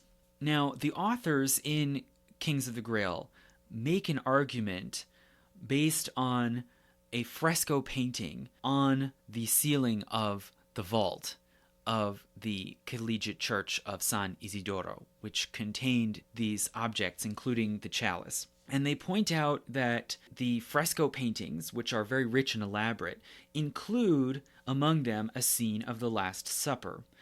And in this depiction of the Last Supper, one can see Saint Martial proffering a cup with some sort of liquid in it in the general direction of Jesus Christ. So one could see this as a depiction of this supposed drinking cup. And it's basically a wide, large cup that one would hold with two hands, and it has a liquid in it. So, very roughly, it seems to match what we would expect to see. It resembles the cup in the chalice of Doña Urraca. But as far as the color, it's more sort of blue-gray than brown. So there's a sort of disjuncture here that I don't know what to make of, where the earliest references that describe the Lord's Cup in Jerusalem say it's onyx, which is a form of agate that generally is black or gray and very lustrous. That seems kind of similar to what we see on this fresco painting in Leon. It's a sort of dark bluish gray, and the actual cup in the chalice of Doña Urraca is brown. It's more typical of what we think of as agate. It's this sort of cloudy mix of colors, mostly dark brown. So that doesn't seem to match so well. And then finally, even if we grant all of this, even if we say the chalice cup in Leon is in fact the cup from the Last Supper, and that it has this actual chain of custody going all the way from the disciples of Christ to the Holy Sepulchre to Spain, nonetheless, that is not the Holy Grail. According to the earliest Grail legends recorded in French, right from the Conte del Graal up through the Vulgate cycle, the Grail is a grail, which is a bowl or platter for food. It is not a wine cup. And when it is connected to the Last Supper, it is said that it was used to consecrate the bread, not the wine. And it is always described, outside of Wolfram von Eschenbach's version, which is very strange and different in all kinds of ways. If we look at those earliest descriptions, it is always described as gold, not stone. So at best, even if we credit this entire argument and grant the authenticity of this chalice cup in Leon, these are two complementary objects, not the same object. And repeatedly in this book, the authors Torres and Ortega call the chalice in Leon the Holy Grail. But the sources that they're drawing on, both Christian and Islamic, do not call it the Holy Grail. They call it the Lord's Cup, the Lord's Chalice, or just the cup. But nonetheless, these modern authors identify the two and elide this distinction. They claim that this Lord's Cup is the Grail from the legends. And they argue that the Grail stories emerged because when the Crusaders reached Jerusalem at the end of the 11th century, they didn't find the Lord's Cup there. It was absent. And so hence they started telling these legendary stories about the Grail being someplace else, like Britain. Now, further, to try to somehow match up the history of this Lord's Cup with the legends of the Grail, they argue that there is a political parallel between the political history of Leon and the Fisher King's kingdom. So whereas I said the Fisher King's kingdom seems an awful lot like Flanders, they try to match it up with Leon in Spain. And they say that King Ferdinand's successor, King Alfonso of Leon, was wounded in the thigh, and he had no heirs. He had no children to inherit his throne. And so in this way, he might be the inspiration for the Fisher King. Now, that's fair enough as far as it goes. Maybe there is some connection or inspiration there. But again, I would say this is a matter of the sources of the literature of the Grail. It does not mean that the two objects are the same object. They also argue for a parallel in terms of the role of women. And they point out that there is a Grail maiden who carries the Grail. And it's true in many versions of the story, the Grail is physically associated with women. And they argue that this Grail maiden who carries the Grail is patterned on Doña Urraca, the keeper of the real Grail. But in doing this, they conveniently ignore what the early French tales actually say of the object. Again, it carries bread, not wine. It is not a chalice. It is sometimes said to be like a chalice, but that again only underscores the fact that it isn't actually a chalice, it's a Grail. And they consistently say that it's in Britain, not in Spain. And they just conveniently skip past when they try to draw connections between the two objects. They conveniently skip past all of those French romances and jump right ahead to Parzival by Wolfram von Eschenbach. So, for all these reasons, I would say they certainly have not demonstrated that the chalice in Leon is the Holy Grail. That is a completely ill-conceived idea. But nonetheless, they do have a point when they point out the apparent connections with the story of Parzival by Wolfram von Eschenbach. And remember, in that earliest German version of the story, which might date from about 1230, the Grail is described as being made of stone. And in fact, literally, it's called a stone. And the story also gives elaborate backstory of Parzival's father, who is said to have traveled around the Islamic lands and Spain. At one point, he's said to be a cousin of, quote, the King of Spain. And furthermore, Eschenbach claims to have had a source. And this reference to his source has been much debated and dissected. And it's hard to say anything definitive about it. But Wolfram claims that his source for the true story of the Grail is a manuscript from Spain that was brought to him by a poet from Provence, whom he calls Quixote de Provence. And it's possible that this Quixote de Provence might have been a Provençal troubadour named Guillaume de Provins. But regardless, whether or not Guillaume actually has anything to do with this, Wolfram says that his information is coming from a manuscript in Spain written by a heathen scholar, a non-Christian, in a heathen tongue, presumably Arabic. So, this brings forward a reasonable conjecture, and I would, based on the valid points that these scholars make, I would put forward a conjecture that our modern notion of the Grail may in fact be influenced by Wolfram von Eschenbach's version and the other German tales of the Grail, which in turn are then influenced by ideas and stories from Spain, relating not to the Grail per se, but to the Lord's Cup, which was kept in Leon and which had certain similarities or connections to the Holy Grail. And this idea that ideas about the Grail were partly inspired by stories and associations about the Lord's Cup is supported, for one thing, by the roots of the word Grail, which, as I said, was not a common word in Northern French, but was clearly derived from words like gradale and grasale, which were used in Catalonia and southern France. So it's reasonable to think that there is a connection here, and that these ideas may have influenced the entire mythology of the Grail, but especially Wolfram von Eschenbach's version. Now, what are the major caveats that might come to mind that maybe undermine this conjecture? One is that there is no reference in Wolfram's version of the story to the Last Supper or to a chalice of any sort. So the idea that his story is patterned on Doña Urraca's chalice or the Lord's cup in that sense is weak.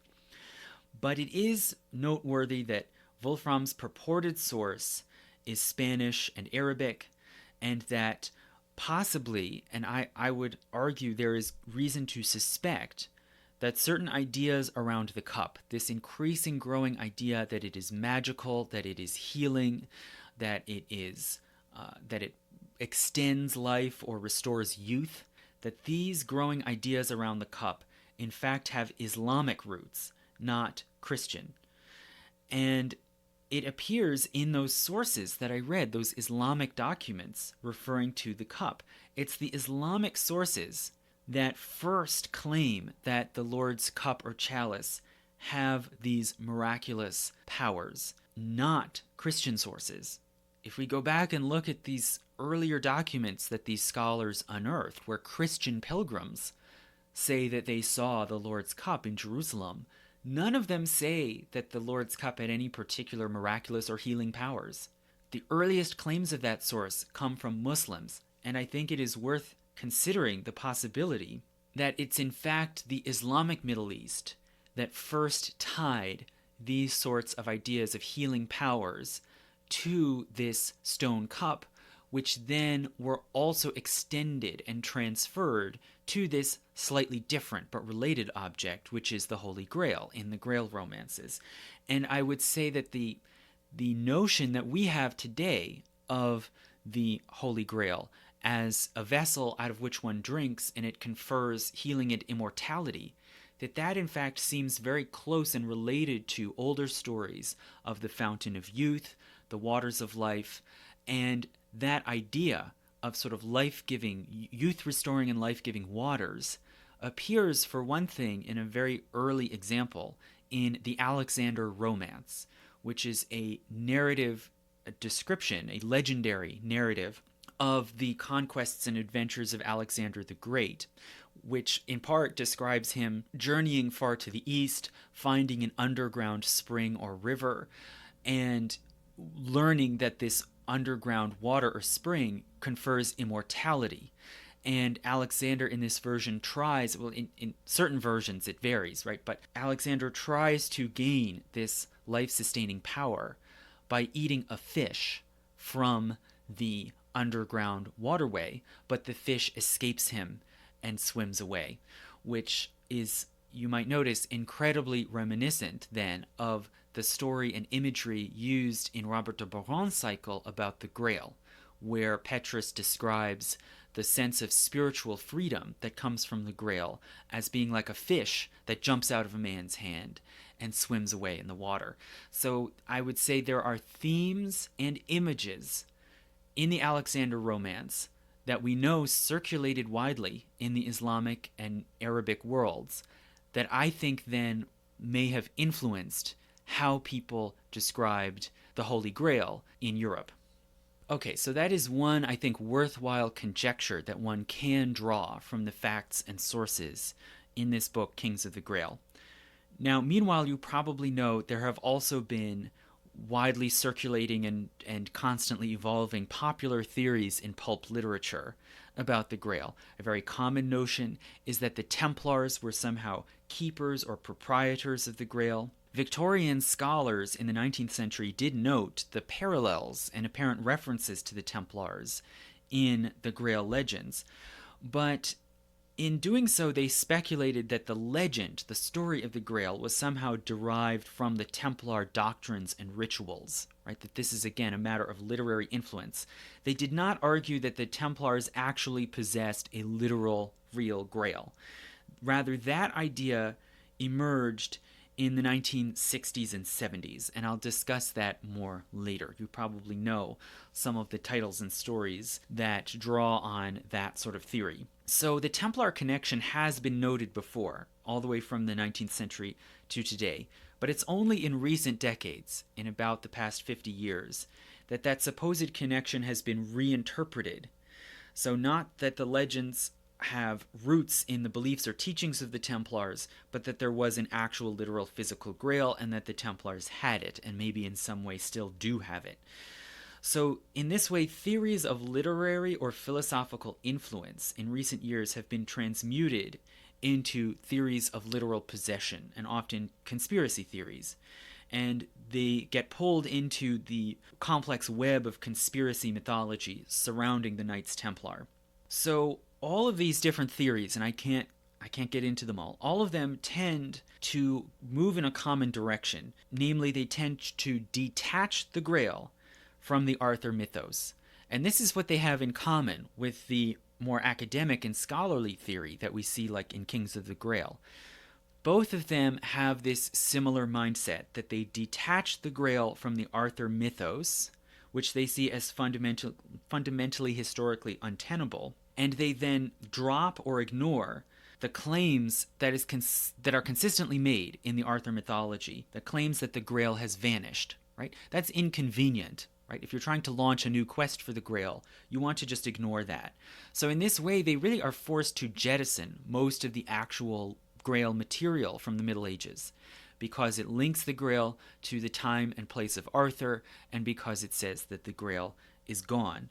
So they have to selectively revise and remix references to the Grail in order to make the Grail again into an attainable literal object. So both lines of thought, whether we're talking about popular culture and movies like Monty Python and the Holy Grail, or theories about the real Grail, both lines of thought have a lot of common ground. They tend to despiritualize and desacralize the Grail.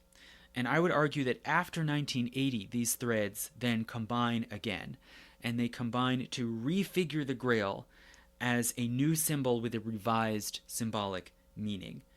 So what is that? What is the new moralized meaning of the Grail that has crystallized after 1980?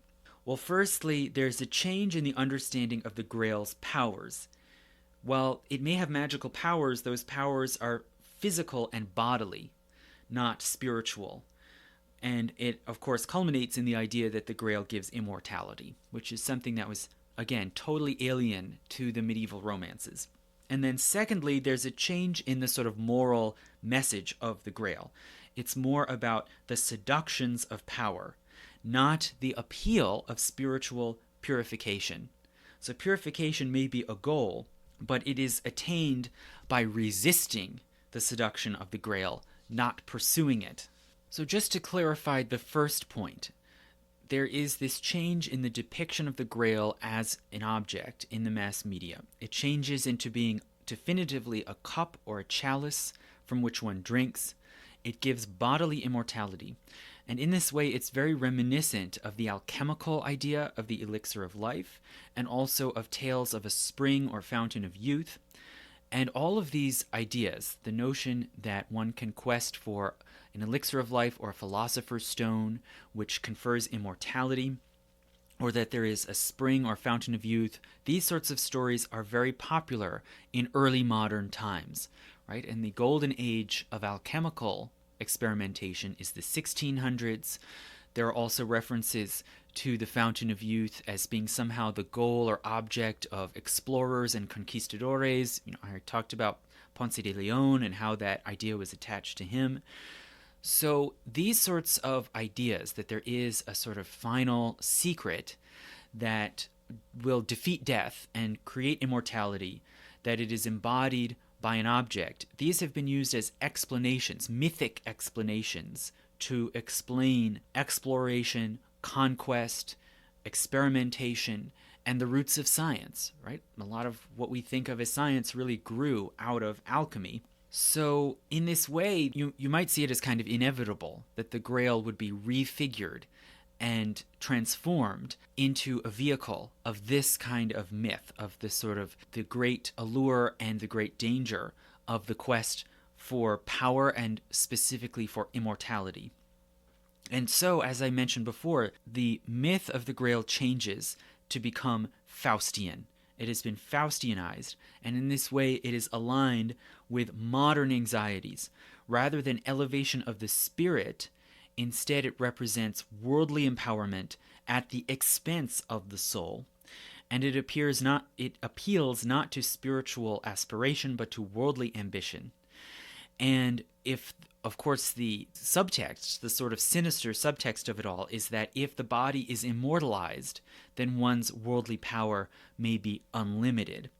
And this new ideal of the Grail, of course, is canonized, most of all, in the movie Indiana Jones and the Last Crusade, which was filmed in 1989. And this movie, for one thing, it completely severs the Grail from its Arthurian context, and it even dismisses the Arthurian mythos, which is not real, whereas the Grail in the world of the film is real. So at one point, the hero, Indiana Jones, is speaking with a wealthy patron who clearly is a kind of slippery character, and the patron says, I want you to go look for the Holy Grail. And Indiana Jones's response is, the Arthur legend. I've heard this bedtime story before. So, and that's it. That's the only mention of Arthur or the matter of Britain in the whole movie. But meanwhile, it presents the Grail itself as real, completely independent of the matter of Britain. And again, it operates as a MacGuffin. It motivates and it sets in motion a plot that is really not about the Grail at all, but is about something else, is about personal character and relationships. So in this way, the Grail is transferred into a new moral parable, and you could say a new crusade. And in this instance, it's a crusade not against Islam, which again is not mentioned, but against Nazis, right? It's about the good, the spiritually good, well-intentioned hero striving to control the power of the Grail to keep it out of the hands of evil, which is the Nazis. And the suggestion of the possibility of the Grail as a weapon is made explicit. It's never enacted in the movie, but it is referred to explicitly. So just in short, a lot of you probably know the plot. There's this supposed archaeologist who's really more of an antiquarian adventurer, Indiana Jones. And Indiana's father, Henry Jones Sr., has been obsessively searching for the Holy Grail. The father, we see, is distant and cold and exacting towards his son. Indiana Jones wants the approval of his father, which he has not attained, right? So you could say he doesn't realize yet that's his real quest. The father has sacrificed his personal relationship with his son in favor of the Grail, right? So the two are set in opposition to one another. The father then goes missing, and Indiana Jones sets out to pursue him, ostensibly for the sake of finding his father, not for the Grail. But the two goals are, the boundary is blurry and ambiguous. He learns that his father has been taken captive by Nazis, and the Nazis want to obtain the Grail in order to create an unkillable, immortal army. And this is a very chilling nightmare scenario, of course. So this only heightens then the stakes of Indiana Jones's pursuit, both of his father and of the Grail. Indiana Jones reaches his father, and they then race to get to the Grail before their Nazi rivals. Now, if you don't want spoilers, if you haven't seen this movie, skip ahead a few minutes, but I'm going to discuss what the last scenes of the movie, I think, signify. So Indiana Jones and his father Henry succeed in finding the Grail, but the Grail has a dangerous, seductive appeal, and all of the characters involved want to possess it and keep it. So first the Nazis, then a Nazi traitor who is working together with Indiana Jones tries to abscond with the Grail. The cave in which it is kept begins to collapse. The Grail is falling into a chasm in the floor of the cave. And then Indiana Jones himself finds himself controlled by the seductive appeal of the Grail. So the real climax of the film is actually Indiana's own struggle when he is hanging on to the edge of this chasm, possibly, in danger of falling to his death, but he is still tempted and he tries to reach over to grab the Grail. And ultimately his triumph in the climax of the film is not attaining the Grail, but giving it up. And at this point, his father, Henry, is holding on to his hand. And there has been a continuing plot line in the movie where the father is not respectful of Indiana. He calls him Junior rather than his preferred name. But at this moment, when Jones is reaching down, precariously trying to touch the Holy Grail, the father says to him very calmly, "Indiana, let it go." And this is significant, for one thing, for the use of the son's preferred name. He's no longer calling him Junior. And the father is, at this point, choosing his relationship with his son, a mature adult relationship with his son, over the attainment of this prized object that he has been so obsessed with, which is the Holy Grail. And likewise, Indiana then has to go through the same choice himself, to give up the Grail in favor of affirming his relationship with his father. So the message, you can see, is pretty clear. The desire for power and immortality is destructive, and it destroys the bonds that make mortal life meaningful, right? And the story elevates love of family over power. And in this way, it's an anti-Faustian parable. With the Grail, although it is regarded as sacred and it is revered, nonetheless, the great power that the Grail represents is the actual villain, right? Even more than the Nazis, you could say. The power of the Grail is the real peril. So hence there is this refiguration of the meaning of the Grail. The Grail represents conflict between worldly power and love. It celebrates humility, which is seen in the form of the Grail as a simple cup. So there's also the famous scene where different characters have to try to choose among an array of different chalices which one is the real Holy Grail.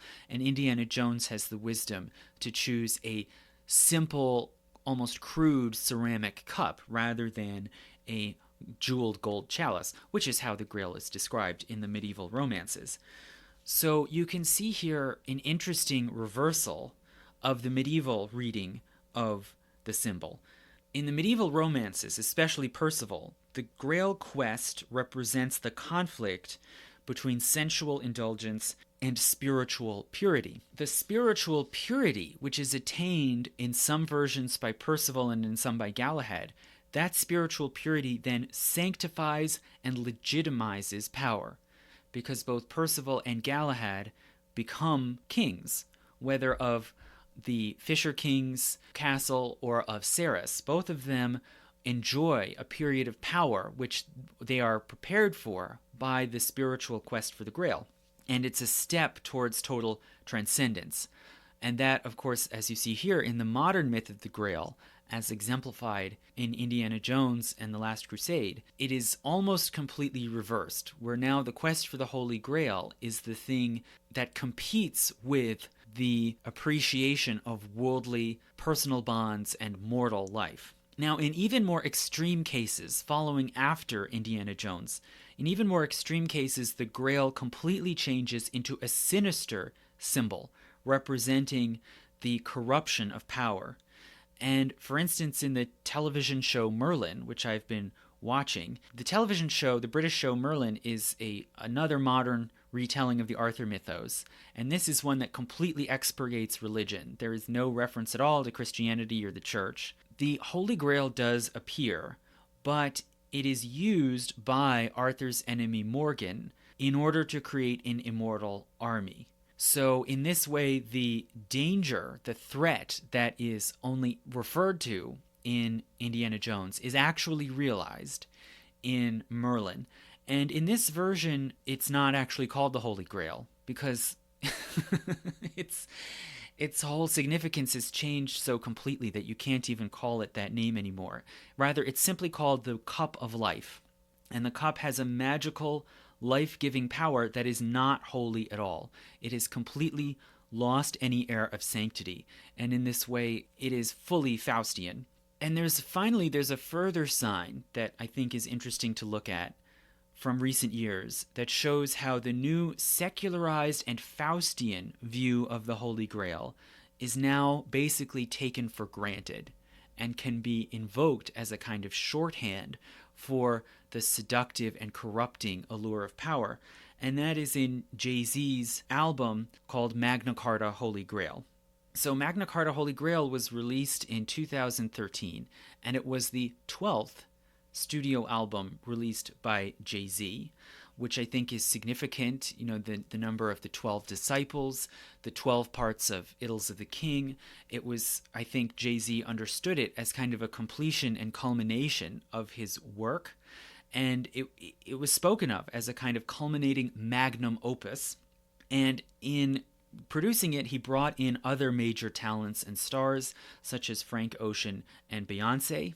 The title, of course, invokes powerful phrases with overtones of solemnity and great moment connected to the Middle Ages, right? So he's clearly trying to draw on sort of the legacy of the greatest symbols of medieval Western civilization.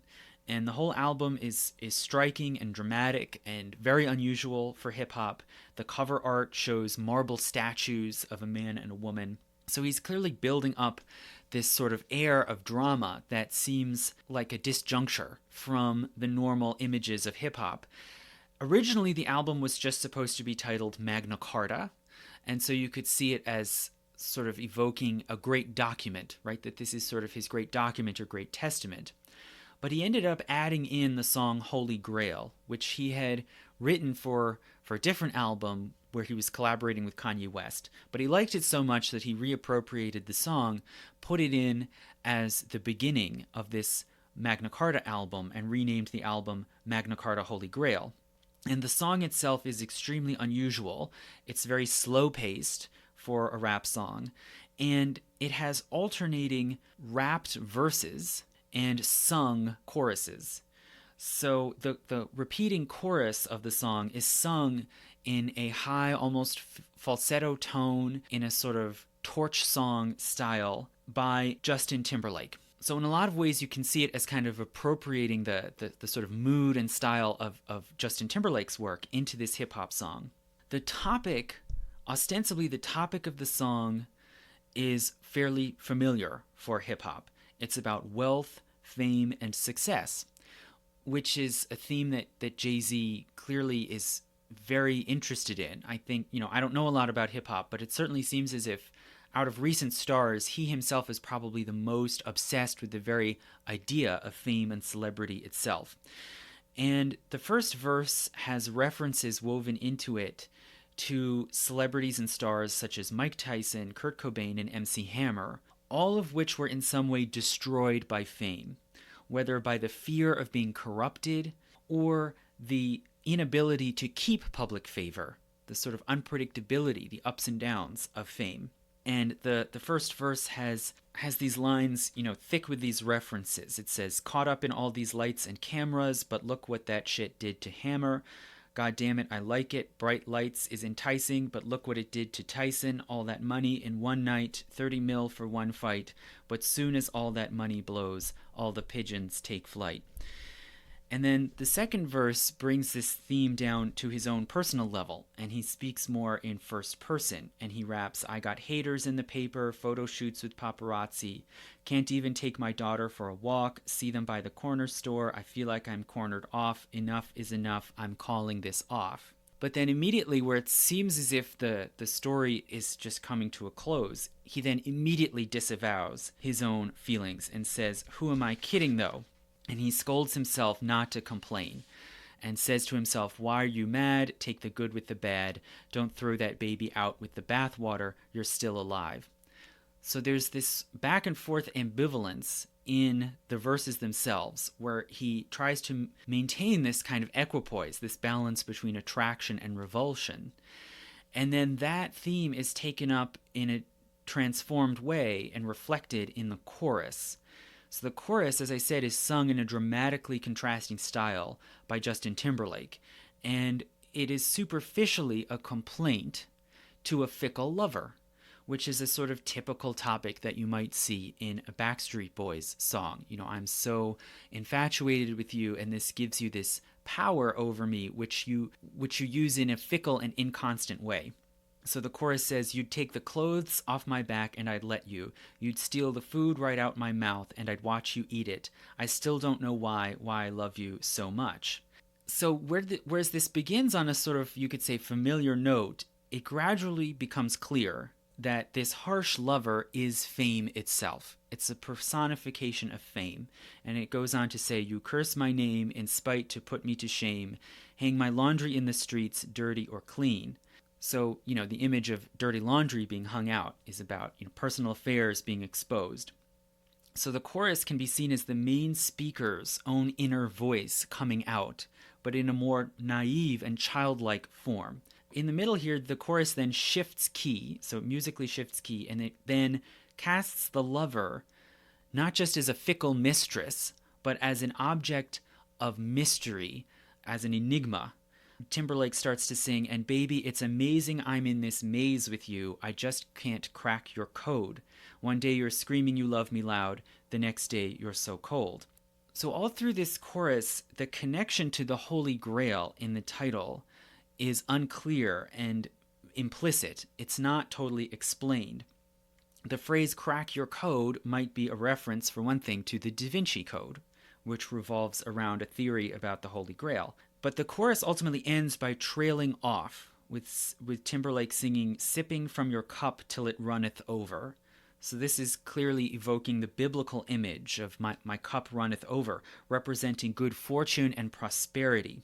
But the background, if you look at the music video, when he is singing this, the background image shows a pyramid of champagne glasses, which are collapsing and shattering, which seems to represent the fragility of fame, fortune, and power, abundance, prosperity, which is now collapsing, and again, the sort of wide chalice-like shape of the champagne glasses is evocative of the Holy Grail.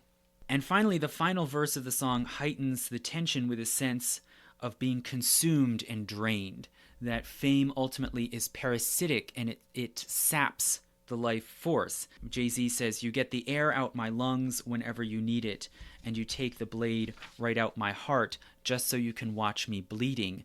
I still don't know why I love you so much." So again here, that same phrasing then unites together the verse and the chorus. So the song clearly is significant. I mean, it was a big hit, despite being so strange and so much more somber and dark in mood. It was a big hit. It's seen as kind of a classic of hip-hop.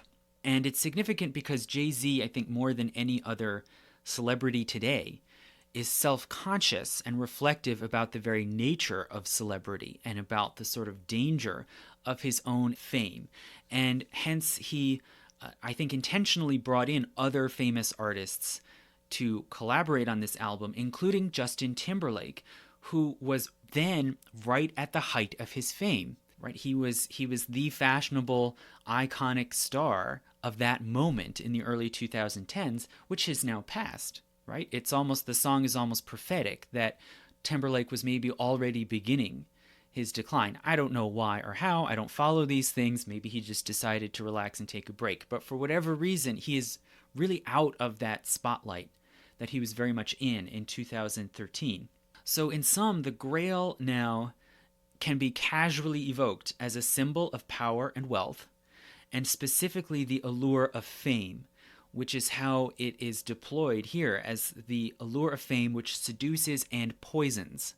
And specifically, fame promises immortality. It promises immortality, but at the price of losing one's soul. So in this way, the song, I think, completes an almost total reversal of the Grail into a sinister Faustian symbol, but also as a code, right? It still has this allure of mystery, a code which, if cracked, offers access to this mysterious power.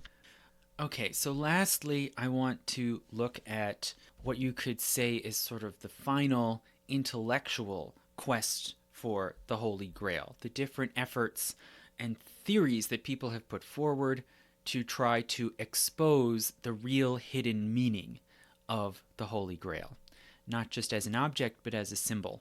And so there really, I would say, have been three basic streams of esoteric interpretation of the myth of the Holy Grail, where modern scholars and commentators have tried to uncover what it really represents.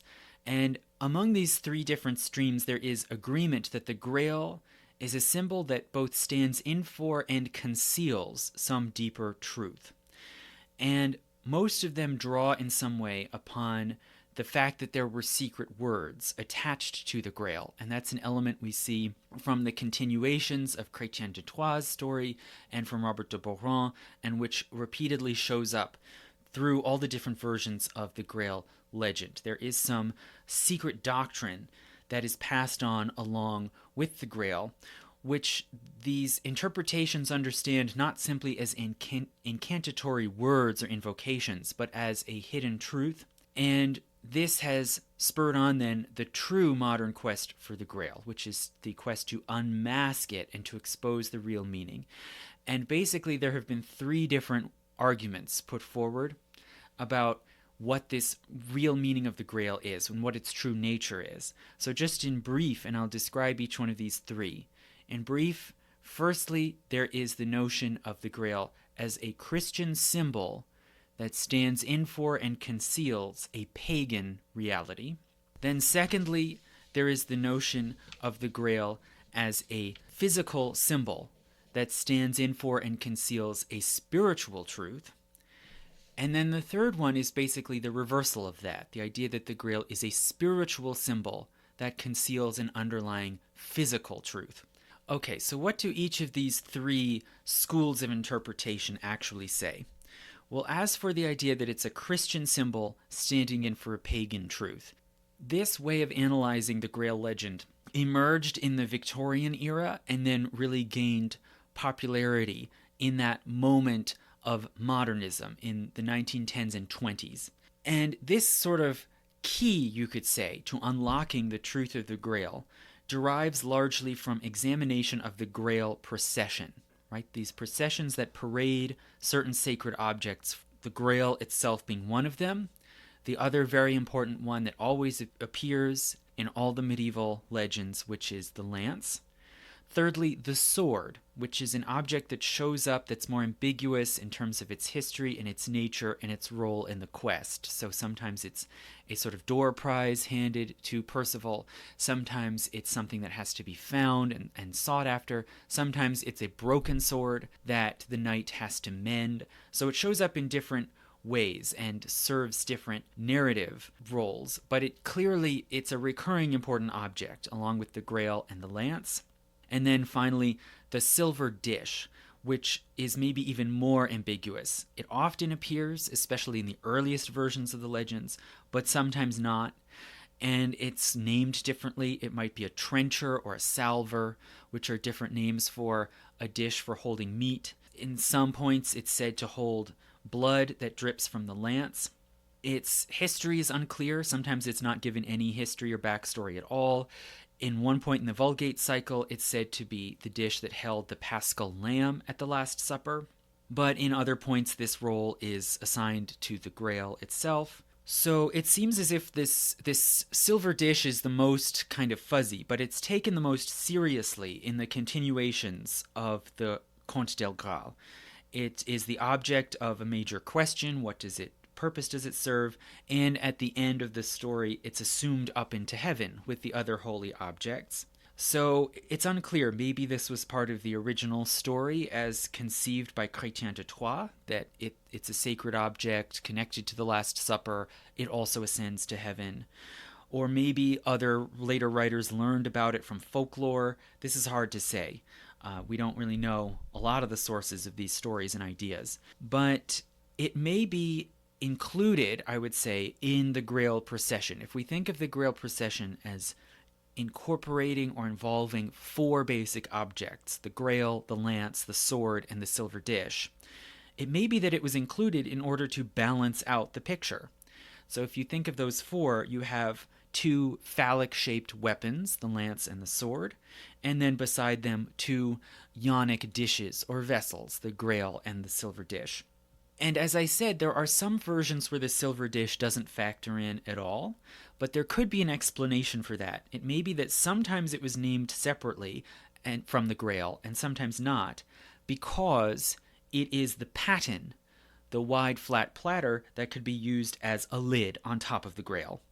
So sometimes in the procession they're carried separately, sometimes the silver dish is not discussed, it's just said there's a paten on the Grail. So this seems to clear certain things up, but it's still odd that no one explicitly explains that. There's no instance where a narrator in the Grail legends says, well, there's a Grail and then there's this silver dish that's also sacred that sits on top of it. But regardless, it seems as if maybe we have a certain pattern to work with here. What do we make of these four objects, and why are they paraded together in this Grail procession?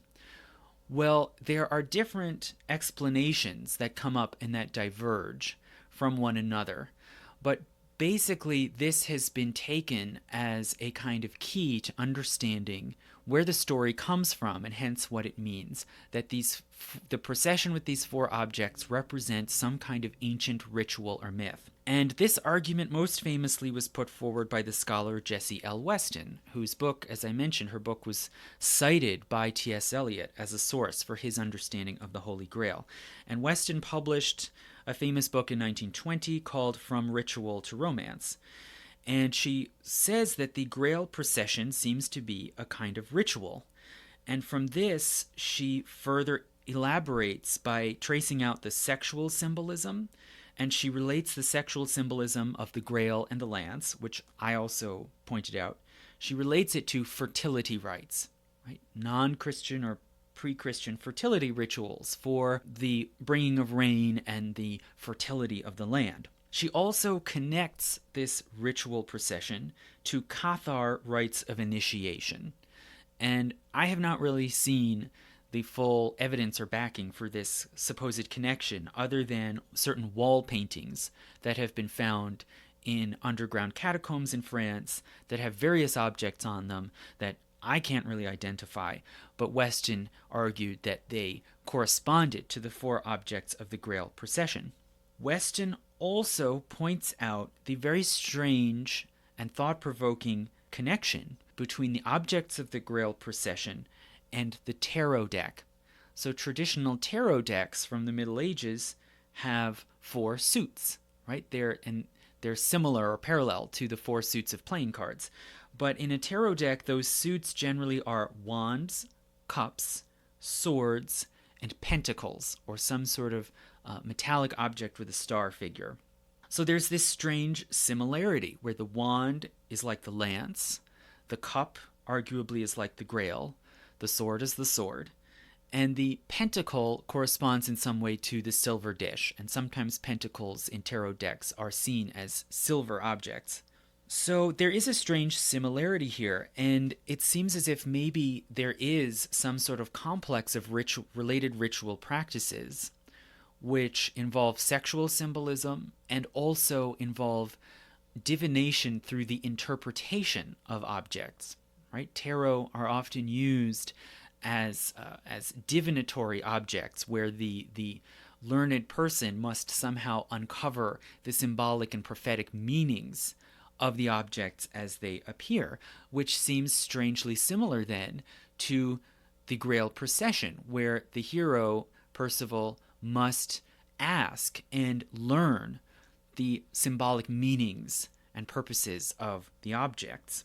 So it certainly looks as if there's some connection here, and Jessie L. Weston and her supporters make a great deal about this. They theorize about surviving pagan fertility cults and their rituals and initiation and so on.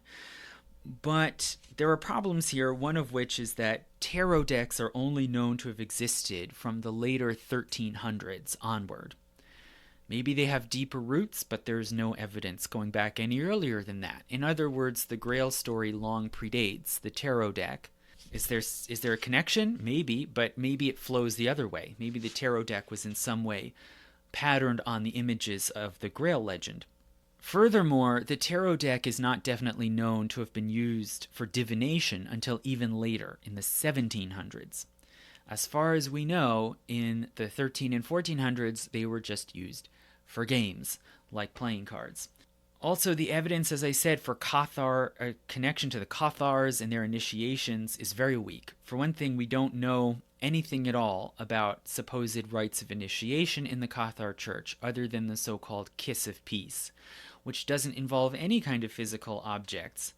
Right? The Cathars disavowed the material world, and this sort of speculation is really based on a lack of knowledge. There is no strong evidence, hence, for an initiatory cult around the objects of the Grail procession, but one could still argue for some sort of conceptual connection, some sort of literary influence running from ancient pre-Christian myths to the Grail romances.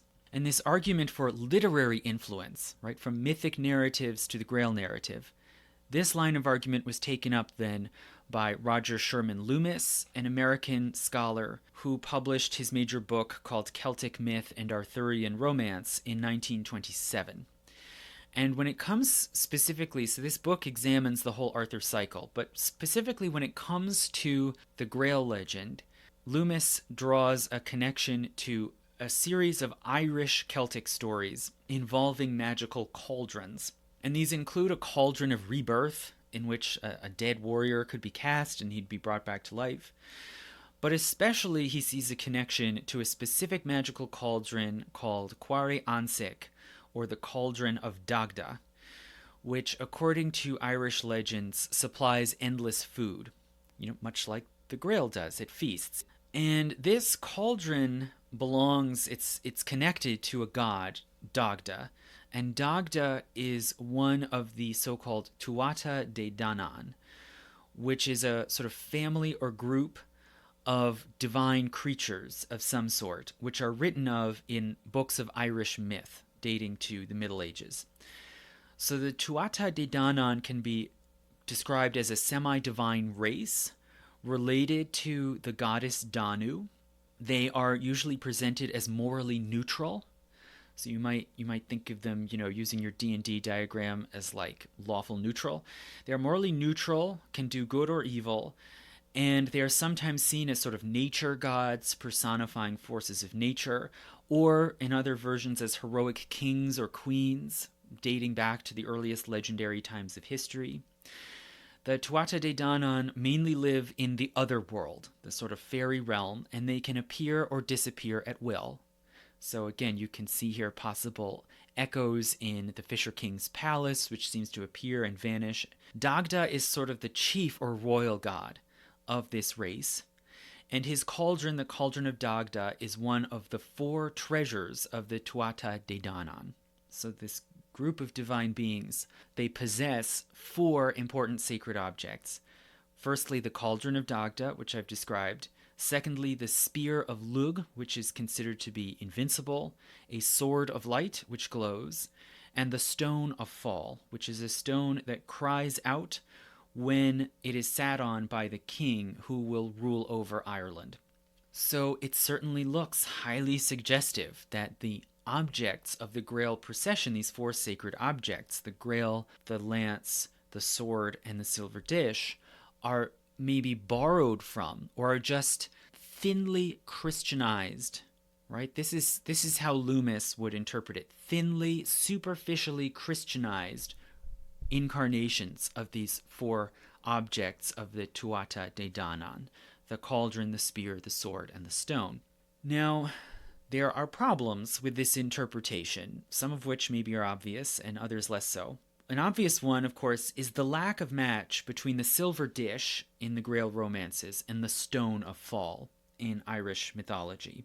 The stone, rather, in Irish mythology, the stone seems to function in a way that is more similar to the Siege Perilous in the Arthur cycle, the chair at the round table that is reserved only for the Grail hero and that will kill anyone else who sits on it.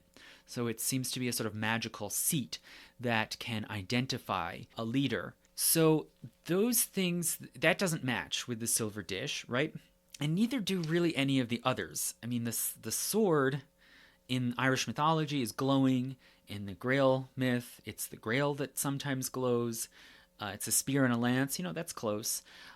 Cauldron is different from a grail, right? A cauldron is a cooking vessel, and it's made of iron. The grail is not those things. So the parallels are fairly loose. And one could say, well, maybe this is all just coincidence, that you got some weapons, you got some vessels, whatever. It's not really that close a match, it's just a coincidence. Or maybe you could say that maybe the Celtic story provided an inspiration, but the Grail story is different. And furthermore, another problem is that it's hard to say exactly how old those Celtic stories and legends are. They might not really be all that old. They are recorded in books and manuscripts from the 1400s. And it seems likely that they are older than that they go back to the pre-Christian age in Ireland, but we don't really know how far back. And it's completely possible that these legends sprang up and developed at about the same time as the Grail legend, and the influence could go either way. Now, lastly, the most important overriding objection that other scholars have made to this interpretation is that it fails to grapple with the Christian context, themes, and meanings of the Grail story. Even if there is some sort of parallel or borrowing here, the story of the Grail is suffused with Christian messages and beliefs. Now, nonetheless, there is, you could say, a sort of transitional mode of interpretation that some scholars have taken, which is to, on the one hand, acknowledge the deep Christian foundations of the Grail story, but look for some sort of heterodox meaning or heterodox message in this Christian story, which ties to some sort of unconventional stream of thought within the medieval church. One way is to link the stories to the Celtic Church, which was a whole mode of Christianity that was common in the British Isles in the early Middle Ages, but then was gradually supplanted by Latin Roman Catholic Christianity. And there certainly do seem to be serious thematic connections here. So, for one thing, the Celtic Church was known to venerate all kinds of holy relics, as other Christians do. And specifically, they had hereditary keepers of relics. This seems to have been a common custom, that a family line would be designated to protect a certain holy relic, maybe with a connection to Christ, and the role would pass down as an inheritance. This is basically what we see happening with the Grail family. Also, the Celtic Church was built to a great degree around hermits, sort of hermit monks who lived on their own, sometimes traveled around preaching the faith, and who in many ways were more powerful and more venerated than, say, bishops in the Latin Church. And hermits factor in very important ways in the Grail legend. They are really the fonts of truth and wisdom who reveal the mysteries to Percival, to Gawain, and so on. And they form a kind of military force by their sacred power. They take control of Corbenic on behalf of Percival. Some then have speculated that maybe the Grail is essentially a Celtic Christian legend, and that this may then be an explanation for the supposed secret words that are passed on along with the Grail. Maybe those secret words are actually an alternative wording for the rite of the Eucharistic Mass, which perhaps was preserved and passed on kind of underground in Britain or France or Flanders or wherever, and that is what the Grail legend is then referring to. There also is the possible connection to the Knights Templar, which is a sticky issue. So the Knights Templar are known to have practiced rites of initiation, like most chivalric orders did. And these rites of initiation, then, it seems, were massively blown up and distorted in rumors and in defamatory accusations. They were accused of heresy or of worshiping Satan, something like this. And when it comes to the Knights Templar, there are these sort of weird rumors and accusations about their practices, but they don't seem to relate or resemble in any way anything we see in the Grail legends. So it seems to be more just a kind of conceptual connection that, in the eyes of some writers like Wolfram von Eschenbach, the Grail keepers resemble the Knights Templar, who, for their part, defend the Holy Sepulchre in Jerusalem, or at least that was their supposed mission. So this way of interpreting the Grail as a Christian symbol standing in for a pagan reality. It enjoyed a bit of popularity in the early 20th century, but it raised all kinds of criticisms and objections. And while it maybe held sway for a time in the 1920s, it then was displaced by an alternative interpretation in the 1930s. And this was to view the Grail as a tangible physical symbol that stands in for and conceals a spiritual truth. So this interpretation reasserts the essentially Christian meaning of the Grail. And it came forth in the 1930s. It looked at the myth through a Christian lens in the context of changing Christian beliefs and practices. And as I said before, there seems to be some sort of connection between the Grail myth and the dispute over the meaning of the Eucharist. So the Eucharist, or communion, or the Lord's Supper, it goes back certainly to biblical times, but it has always had an ambiguous meaning. What exactly is the relationship between this meal of bread and wine and the actual body and blood of Christ? And in the Carolingian era, theologians in the monasteries, the schools of the Carolingian Empire, started to put forward explanations of the Eucharist, and they used the Latin terms veritas and figura in order to mediate the relationship between the Eucharist and Christ. So veritas, which can mean truth or reality or essence, and figura, appearance, right? So some said that the bread of the Eucharistic host is the veritas, while the flesh of Christ is the figura. So this might be a symbolic reading, right? The communion bread really truly is bread, but it appears, it stands in for, it symbolizes Christ. So you could take this as a symbolic reading, while others, using the same terms, said the reverse. They said the bread is the figura, and the flesh is the veritas. So it only appears to be ordinary bread, but truly, in essence, it is Christ. So this could be taken as a literal reading of the sacrament. This disagreement went unresolved for hundreds of years, and the ambiguity continued right into the 11th century, and that's when this ambiguity started to come to a head. So in the 11th century, some church writers who had been versed in Greek, right? Not just Latin, but Greek, which has a wider vocabulary with many words of very specific, fine-tuned meanings. They started to put forward the idea of transubstantiation, using these sort of Greek metaphysics, where they argued that the accidents and appearances of the bread and wine remain the same, but when they are consecrated, the substance actually changes and becomes the body and blood of Christ. Now, a prominent dissenter from this view was Berengar of Tours, a French theologian, who disagreed. He disapproved of this doctrine of transubstantiation, saying that it was unbiblical, and he argued instead for a spiritual presence of Christ, right? That the bread and wine were not literally Christ, but that Christ was somehow spiritually infused into them. And his dissent caused a lot of debate, consternation. The doctrine of transubstantiation was becoming more widely accepted in the church. So he was called to a series of synods and disputations, and he eventually was forced to relent and defer in the year 1050. But even at that time, it's clear that not everyone totally accepted this view, and we don't know what a lot of the lay people were thinking.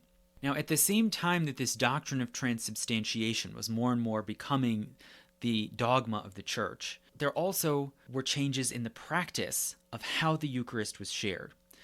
And the Mass was increasingly ceremonialized. More and more churches and chapels brought in jewels and bells and incense. They began raising the host up to be displayed before the congregants at the moment when it was consecrated, and increasingly the wine was reserved and kept to the priest alone. So the practice of sharing both the bread and the wine with all the worshippers was more and more rare, such that by about 1200 it was extremely rare, and it was normal for only the priest to have the wine and for everyone else to share the bread. So there was ambiguity and shifting ideas about what then is more holy and what ought to be held back. And there was a greater sense that only the bread represented the communion, right? And that's how we talk about it now, right? Communion bread, that is what is shared, and that is what physically links together the worshipers, whereas the wine is more rarefied. So clearly the Grail legends must be connected in some way to these changing ideas and practices of the Eucharist. And a further indication that clearly there's a link here is that there was a common notion now among the church that the Mass was highly important, it should be highly formalized, ritualized, and that the deacon is an important element. The person who handles the bread and wine on behalf of the priest is very important, and that the deacon represents and stands in for Joseph of Arimathea, this soldier in Jerusalem who handled and prepared the body of Christ for burial.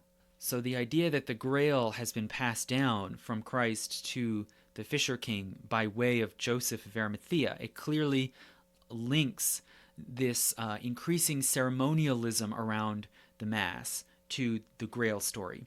But the question then is, what is the Grail legend saying? Is it trying to convey some comment about the nature of the Eucharist? Maybe it represents an alternative or dissenting view or a folk view in favor of the idea of the spiritual presence in the bread. It's remarkable that in the Grail legends, as far as I've seen, it's never said outright that the bread is the body of Christ.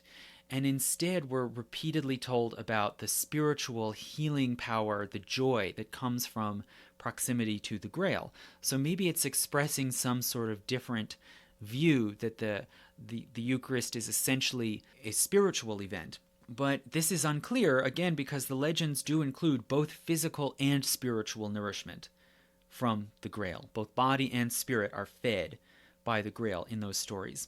So there's ambiguity here, but nonetheless, an influential argument was put forward by the sort of lay scholar and student of Christian mysticism and student of Christian esotericism, Arthur Edward Waite, who published a very fat book called The Holy Grail in 1937. And in this book, Arthur Edward Waite debunks all sorts of prior Celtic theories, right? He argues that the connections between the Celtic stories and the Grail legends are too slight.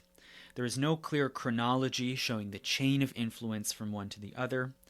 But also further on the conceptual level, he rejects the assumption that the meaning of a story is reducible to its origins. This is, you could say, in my words, I would say this is a kind of genetic fallacy, that if you uncover some prior model or influence, that means that you have found the meaning of the story. Rather, the real meaning must be found in the structure, the themes, the mood of the story itself, and the way that the different elements are assembled and related to each other.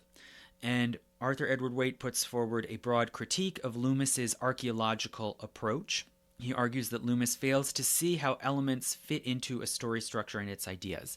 And other scholars similarly have pointed out Loomis's sort of faulty reasoning when it comes to other Arthurian tales, like The Green Knight, where he argues that, well, the story of the Green Knight actually is derived from this Irish legend about a monster who offers a beheading game. But in the Irish stories, this monster is black, and obviously in the Arthurian romance, he's green. And Loomis argues, well, this was a mistranslation. There's some Irish word glas that can mean black or gray, and someone mistranslated it as green, and hence the knight in Sir Gawain and the Green Knight is green. Well, it's easy to see the flaw here.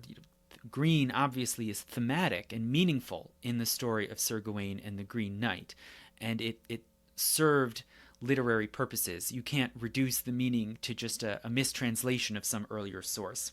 So Arthur Edward Waite broadly rejects that whole mode of interpretation, and he argues that the Grail legend is Christian, it cannot be traced to some underlying pagan reality, and also he denies or ignores the significance of magic in the entire Grail story. He really goes to great lengths to try to elevate the quest of the Grail to a spiritual parable, linked specifically to the Holy Spirit.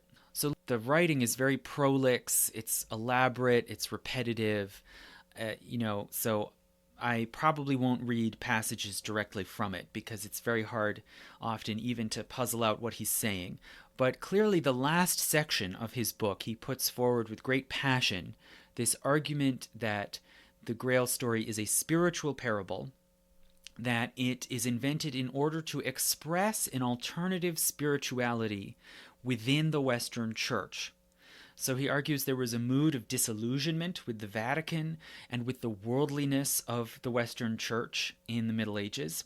And he argues that even stories like the story of Prester John, which sometimes gets connected to the Grail, Prester John also can be seen as an expression of a longing for a purified and spiritualized church. And he argues that the writers of the romances propose certain facts about this Grail that were clearly significant in sort of setting apart a distinctive, higher spiritual realm within the church, right? Not separate from it, but within it. And he says that they propose a super apostolical succession that carries a secret teaching, right? So the Grail legends allege there is this Grail family that has its own kind of apostolic connection back to Christ, but apart from the entire structure of the church.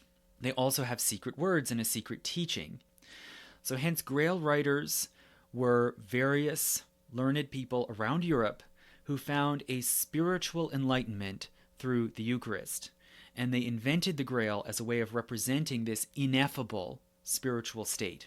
So essentially, he argues the meditation on the Eucharist leads to a state of mystical union, right? Which is something that all sorts of mystical writers speak about, this sort of inexpressible condition of the soul either merging into God or, in the more orthodox Catholic form, as directly beholding God. So they speak sometimes of the beatific vision, the sort of vision of perfection that comes from encountering God directly face to face, unmediated. And specifically, Cistercians in the Middle Ages often wrote about this beatific vision. And as we've seen, there is some sort of connection of the Cistercians to the Grail legend, and at least some of the romances were probably written, like Perlusveus, were probably written by Cistercian monks. But Arthur Edward Waite is very careful to caution, this does not mean that the legend came from an institutional or organized church. Rather, it was just the expression of longing and of mystical experience among those who were spiritually enlightened.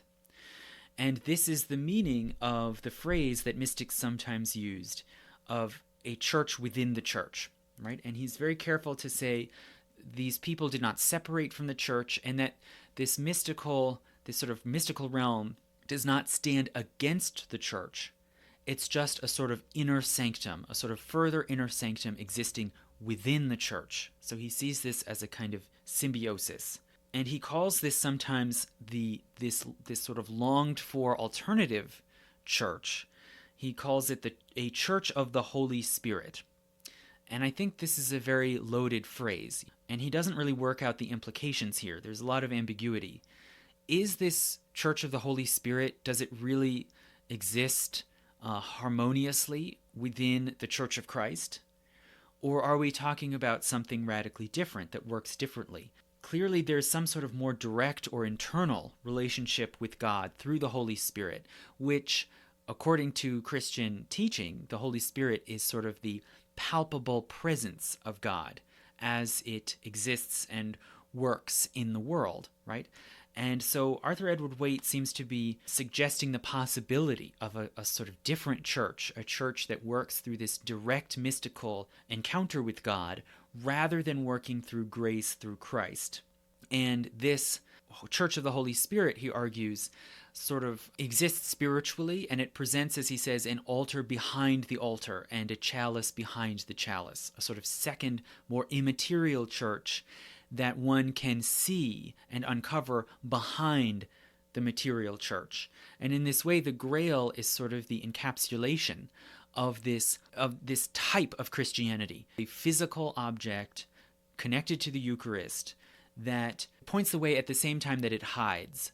some further spiritual church behind the visible church.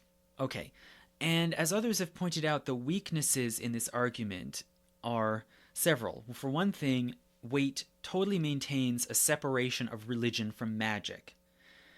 And in this way, he has to totally ignore or cut out, just like the editors of Morte D'Arthur had to cut out the Grail, Arthur Edward Waite has to cut out Merlin and all of these magical events and magical powers attributed to the Grail. And so he relies on a very selective reading of some of the story elements as being literal, right? The Grail is a real literal object. It really held the blood of Christ. But at the same time, others are merely metaphorical, right? The magical events and the physical healing, the magical production of food, all of these things have to then be cut out or interpreted as spiritual metaphors, right? But it's basically just a programmatic reading, right? Selective reading. Certain things he takes as literal and others as metaphorical. For example, maybe the Eucharistic host is also just a metaphor for something else, right? The same as the Fisher King and his kingdom are metaphors for a sort of spiritual realm. Maybe the Eucharist also one could see as just a metaphor in the story, a symbol standing in for something else. But of course, Arthur Edward Waite is very committed to the essentially Orthodox Christianity of the story, and so he chooses to see those things as real. Okay, now finally, in recent years, as I alluded to, there has been a sort of reversal from seeing the Grail as a physical symbol for a spiritual reality to seeing it instead as a spiritual symbol standing in for a physical reality. So there have been these periodic searches for the real Grail, most of them very, half-baked. Various candidates have been put forward, sometimes involving the Templars as keepers of this supposed Grail. But all of these different ideas have then been co-opted and transmuted into a new esoteric theory, that the Grail is a symbol with a hidden meaning. And this is the bloodline theory, right? And it seems as if this perception of the Grail, the idea that the Grail is either the vessel that begins a bloodline or that the Grail is the bloodline itself of Jesus Christ. This was, it seems, first formulated, as far as we know, in 1967, where it is hinted at in a sort of typically oblique way. It's hinted at in a French book originally titled L'Or de Rennes, the Gold of Rennes, and then later also called Trésor Maudit, or Cursed Treasure. And this book was co-written by 3 French researchers, in scare quotes. And the book claims that there was a treasure of some sort, possibly originally belonging to the Templars, or maybe before them to the Visigoths, that was held at the castle at Rennes, or Rennes-le-Château, in southwestern France. And it claims that this treasure was protected by a hereditary group called the Priory of Sion. So this is a hereditary cultic group that maintains the Merovingian claim to the throne of France. So just briefly, medieval France had 3 main royal dynasties. First, the Merovingians of Frankish extraction, then the Carolingians who displaced them, and then later the Capetians. So supposedly this Priory of Sion protects the descendants, the bloodline of the Merovingians, and maintains that they are the legitimate rulers of France, which, is really outlandish, but in France it's not so strange because there are still Bonapartists in France, there are still Bourbonists, there are monarchists who want to see one or another dynasty brought back. So it's sort of playing on that theme. There's this Priory of Sion that maintains the Merovingian claim to the throne. And this French book was then picked up by a British BBC producer, and it then inspired a series of several BBC documentaries, sort of light, pseudo-historical, entertaining documentaries through the 1970s. And this BBC producer, Henry Lincoln, then adapted these sort of French theories and conjectures into a book in English called Holy Blood, Holy Grail, which was published in 1982. So Lincoln, he had read L'Or de Rennes back in 1969, and then he co-wrote, along with a partner, this book elaborating on the story. And Holy Blood, Holy Grail further argues that the treasure in question is the Holy Grail, right? So this idea of the Holy Grail, the vessel, the cup with the blood of Christ, is then merged and identified with the treasure at Rennes. And then it further argues that the Grail is not a real object. It is rather the Merovingian bloodline, which originally at its root is traceable back to Jesus Christ. So it claims that Christ and Mary Magdalene married, they had children, and some of their descendants at some point went to Gaul. They then married into the French nobility, and their descendants then include the Merovingian kings. And in putting forward this theory, they seize as a crucial piece of evidence, they seize upon a verbal double entendre. So if one looks back to Morte D'Arthur, I quoted this line before in my lectures about the Arthur mythos. In Morte D'Arthur, the ugly woman, who's a sort of prophetic messenger, confronts Percival and Gawain and tells them that they're going to seek something that they will not find. And that thing, she says, is San Grail. So San Grail, superficially, it seems to be a late Middle English transcription of a Norman French phrase meaning Holy Grail. So in Norman French, one might have said Saint Graal with two A's. And then that in Malory's language, it becomes San Grail. Now, it may be that Malory was making here an intentional double entendre, because if one takes that phrase and splits the G from the R, you then have sang real, which can again be taken in Norman French to mean royal blood. So maybe there's something here about some connection to royal blood.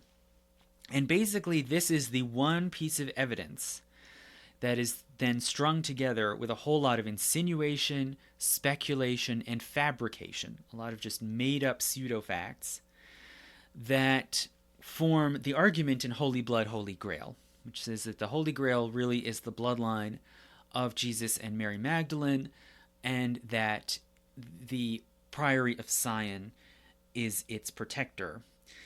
And a crucial piece of evidence that they also point to in Holy Blood, Holy Grail is supposedly a pair of parchments, of documents on parchment, found in an old vault in Rennes, which attests to the origins of the Priory of Sion as supposedly protectors of the Merovingian dynasty. And these are forgeries, right? They have been clearly debunked as not real medieval documents. And furthermore, one of the co-authors of L'Or de Rennes, named Gérard de Sède, has admitted this, has agreed that these are forgeries, and that one of his co-authors tricked him, just like he tricked millions of readers. But, you know, when a story is too good, it kind of can't be debunked. And what is more, this book was a bestseller, and it attracted a great deal of attention and controversy through the 1980s. No historical scholars signed on to this theory, and basically the theory faded out through the 1990s.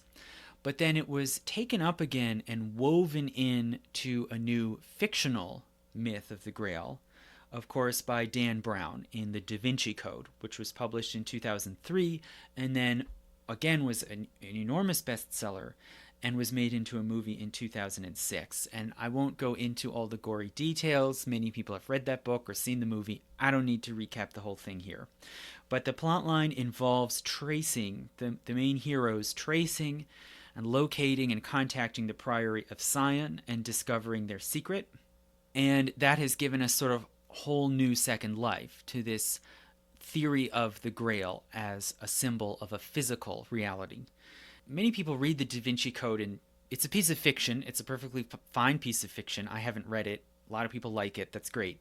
But clearly, a lot of its appeal is sort of dressing up the appearance of possible reality behind this theory. And that, in turn, is very appealing, I think, because it can draw on the aura of mystery surrounding the original Grail myth, right? There are still these sort of associations of mystery and power in the image of the Grail. So it can draw on that while at the same time rejecting the metaphysics and the theology supposedly connected to the Grail. So in this way, by entertaining this sort of crackpot theory, one can have your cake and eat it too. And the same thing occurs further, I think, in other aspects of the Da Vinci Code, such as the involvement of the Gnostic Gospels. So Dan Brown, I think, he's writing fiction, he can write whatever the heck he wants, but he misrepresents the nature of the Gnostic Gospels, claiming that the Gospels attest to some physical relationship between Jesus and Mary Magdalene, and hence to a more human and ordinary Jesus, as opposed to the dogmas of the Catholic Church, when in fact the opposite is true. The Gnostic Gospels do not show a more human Jesus, quite the opposite. They show a more purely spiritual Jesus, and some of them are even docetic in the sense that they argue that that Jesus had no actual physical existence at all. He was merely a spiritual apparition. So you can see the Da Vinci Code in this way uniting together different strands and ideas that are then used to try to expose the Catholic Church, right? So there's this sort of new quest, right? The new quest of the Grail now is to sort of unmask and undermine the religious power of the Catholic Church. And they draw on this Priory of Sion theory, the Holy Grail, and the Gnostic Gospels, but use them in a sort of selective or misleading way only to say what we want, only to say things that are in line with kind of modern, secular, metaphysical sensibilities. Now, this theory of the Jesus bloodline, for all of its strengths and weaknesses, it has jumped out of fiction, again, like the original Grail, jumped out of the Arthur mythos. It's jumped out of fiction, and it's been taken up now by sort of modern revivalist groups like the Masonic Order of the Knights Templar, the New Celtic Church, there's a sort of revival Celtic church now in the British Isles, and by Jacobite clubs and associations. And you can see this kind of new, almost political deployment of the bloodline theory deployed in a 2004 book called Bloodline of the Holy Grail, written by Lawrence Gardner, who is a genealogist working for the European Council of Princes, this sort of social club of members of royal families and claimants to royal thrones in Europe. And this book uses very dubious hermeneutic techniques in order to find hidden codes to support the bloodline theory, which strikes me as a kind of new revival, really, of like the late Victorian quest to find codes in the Bible, codes in Shakespeare. And the book argues that the royal descendants of the house of David and of Jesus, right, because Jesus was also reportedly a descendant of David. So these descendants fled in the Jewish diaspora in the 2nd century, and their bloodline can then be traced down to the Stuarts, who were the royal house of England and Scotland, who were overthrown by usurpers. So at the beginning of his book, Lawrence Gardner argues for this continuing messianic bloodline, which has been suppressed or hidden or even stamped out, attempted to be stamped out by the church with a capital C. And he says, quote, "Throughout the centuries, an ongoing church and governmental conspiracy has prevailed against the messianic inheritance. This heightened when imperial Rome diverted the course of Christianity to suit an alternative ideal and has continued to the present day." So the church here is presented as a kind of hijacking, a perversion of real Christianity, which then is represented by the Jesus bloodline. And he goes on, quote, "Many apparently unconnected events of history have in fact been chapters of that same continuing suppression of the line. From the Jewish wars of the 1st century through to the 18th century American Revolution and beyond, the machinations have been perpetuated by English and European governments in collaboration with the Anglican and Roman Catholic churches. In their attempts to constrain the royal birthright of Judah, the high Christian movements have installed various figurehead regimes, including Britain's own house of Hanover, Saxe, Coburg, Gotha." So you see here this appeal, I think, to the instinct the desire to find a hidden truth, a hidden meaning, not only in certain texts, but in history itself, to sort of look over the events of history as a sort of code with a hidden meaning that can be uncovered with the right key. The key here being the Jesus bloodline. And furthermore, that sort of quest for the hidden truth of history is then yoked to a very old-fashioned political cause, the Jacobite cause of the House of Stuart against the Hanovers. And the way he words it here, Hanover, Saxe, Coburg, Gotha, he's further linking it to the present Windsor royal family of Britain. So, I don't know if the Queen sees this as a real threat, but certainly that is how these sort of new antiquarian esoteric questers are trying to present this sort of hidden truth of the Jesus bloodline. So the new Grail myth in this way is co-opted into royal restorationism.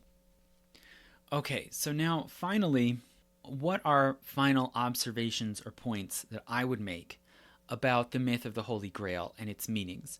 So I've already pointed out some things like the very suggestive connections to Islamic or Middle Eastern origins and to stories like the Alexander romance. Well, lastly, I'll just put forward two other, I think, fairly simple points about the inherent meaning of the Grail itself and about the wider meaning of the story, the legend surrounding the Holy Grail. So firstly, on the simple symbolic level, what does the Grail represent? It can be linked to very specific phenomena like the Eucharist. It can be linked to very abstract ideals of perfection. But more fundamentally, there's something very straightforward about the Holy Grail that I think has not been adequately discussed, which is that the Grail is fundamentally a vessel for the serving of food and especially for the sharing of food. It is an implement of feasting. It is big and wide, and repeatedly in literary references to other objects, other things called grasal, and in the Grail legend itself, we see food being served, copious food being served out of the Grail and shared among a gathering, a fellowship. So the Grail is a dish big enough to serve more than one person. It is made for feasting and sharing. And it is associated, theologically, it's associated with Passover, which is a shared ceremonial meal, with the Last Supper, and with the Eucharist, which also at its root is a shared meal of bread and wine among the fellowship. So hence the repeated emphasis of the Grail's ability to feed many people. It is reminiscent of miracles in the New Testament, like Christ's feeding of the multitude with bread and fish, right? And fish, again, appear as important symbols in the Grail legend. And the association of the Grail with constant references to tastes and smells, the appealing taste of delicious food, the smell of spices. In all of these ways, I think the Grail, fairly simply, represents the spiritual and social power of sharing food, or as it's sometimes put very pithily, breaking bread, right? Relationships, bonds that can even be sacred bonds that are ritualized by the breaking and sharing of food, especially bread. And I think that a lot of what the Grail legend is conveying is the sort of transformative power, how this can be transformative both on the individual level, in the healing of people's souls, and also on the social level, the healing of a society, a country, a realm, through the sharing of food.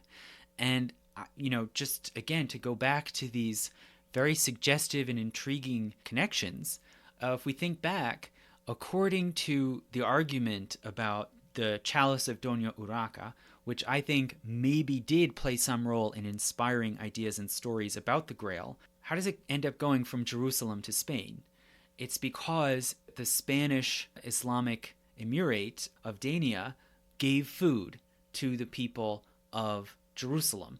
And the gift then, the diplomatic gift of the cup, if we suppose that this account is accurate, is then a marker. It's a marker of gratitude for the sharing of food.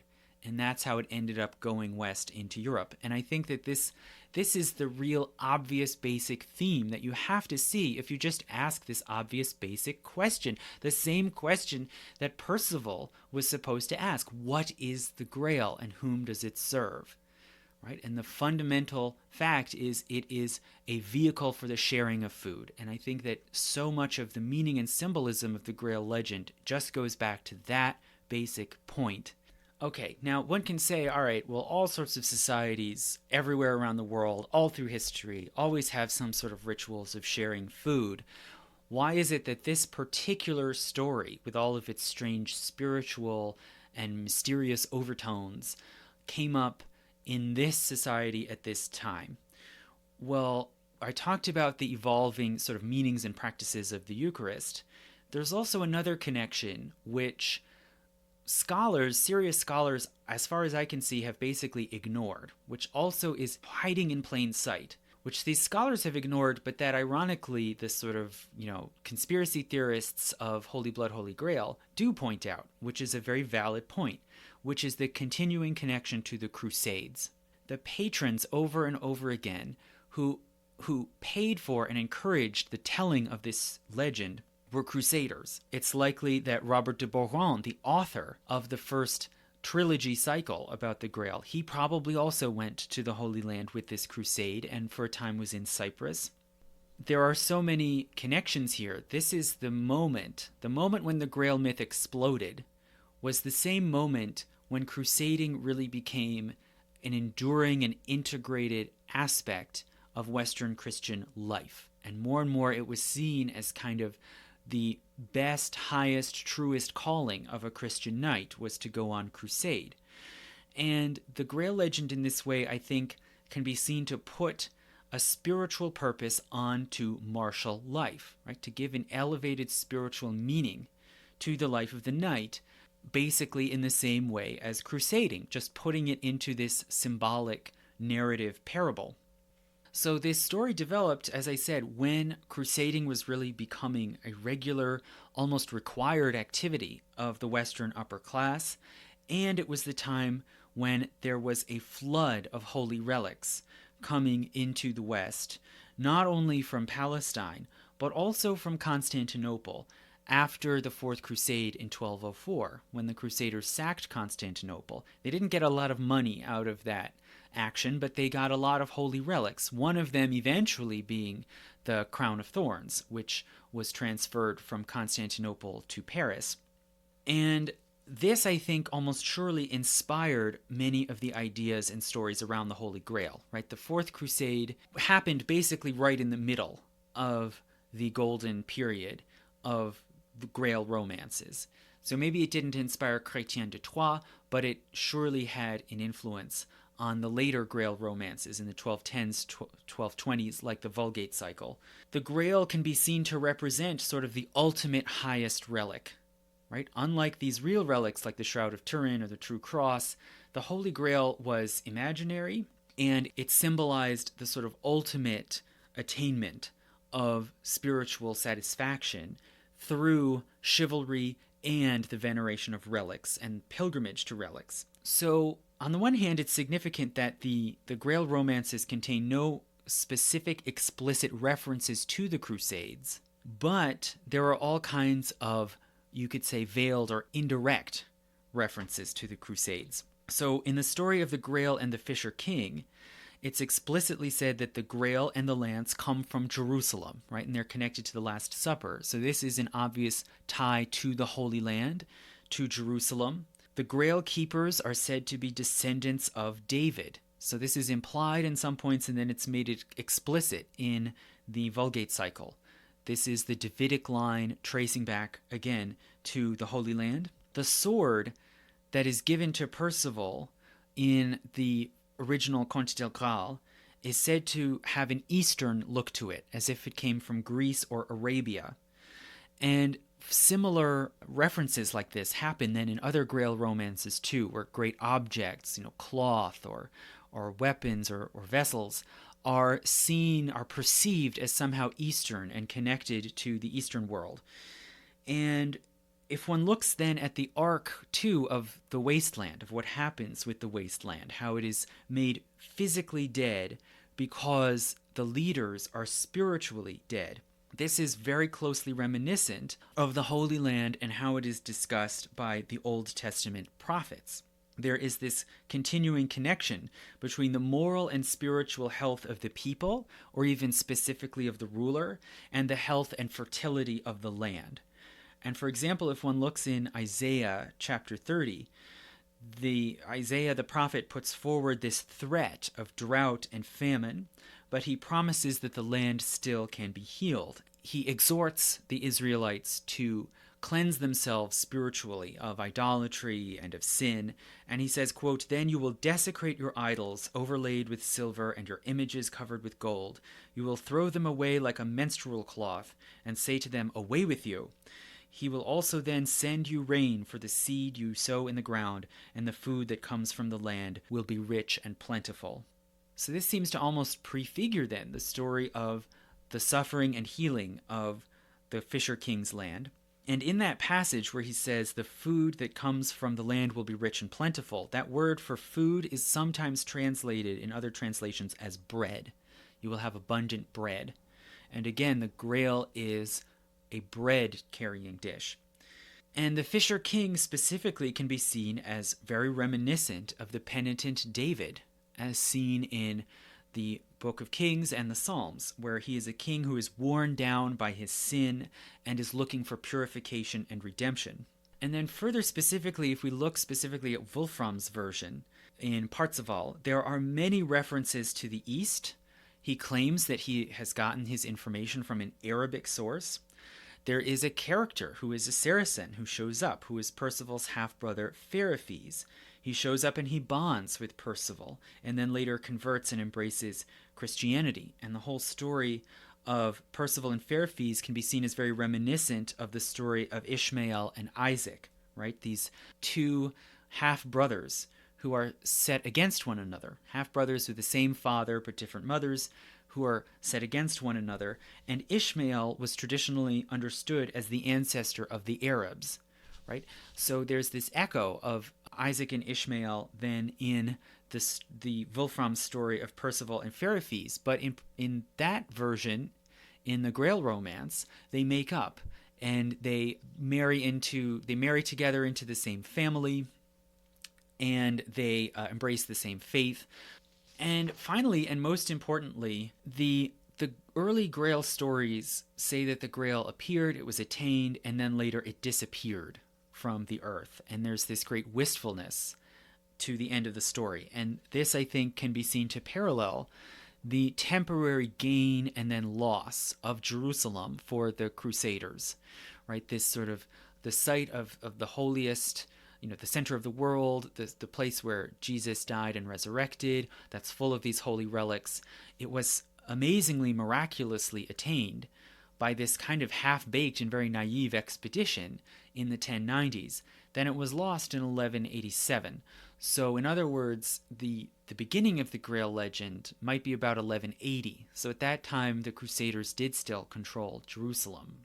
But just as the Grail legend was taking off and being elaborated and reworked in many versions, that was the time when Jerusalem was lost. And I think that almost surely this sense of the holiest thing, the highest goal of Christianity being gained but then lost again, and that sense of sort of spiritual suffering and spiritual punishment almost surely inspired how people elaborated the Grail legend. Now, why have these, I think, very strong connections between the Grail legend and the Holy Land, and between the quest for the Holy Grail and the Crusades? Why has this been so ignored by scholars? Well, I suspect that it's because the Templar question has muddied the waters, right? Regardless of whether there was any real Grail or any actual connection between this purported Grail and the Knights Templar, it has sort of poisoned the well and made scholars want to distance themselves from that sort of stream of largely unfounded theories. But nonetheless, even if one rejects those theories, there clearly has to be some inspiration here. And for instance, the Grail Mass scene, where 12 knights are able to partake of a Eucharistic Mass with the Grail, at the culmination of the Vulgate cycle, it sounds extremely reminiscent to the institution of the crusading knightly orders.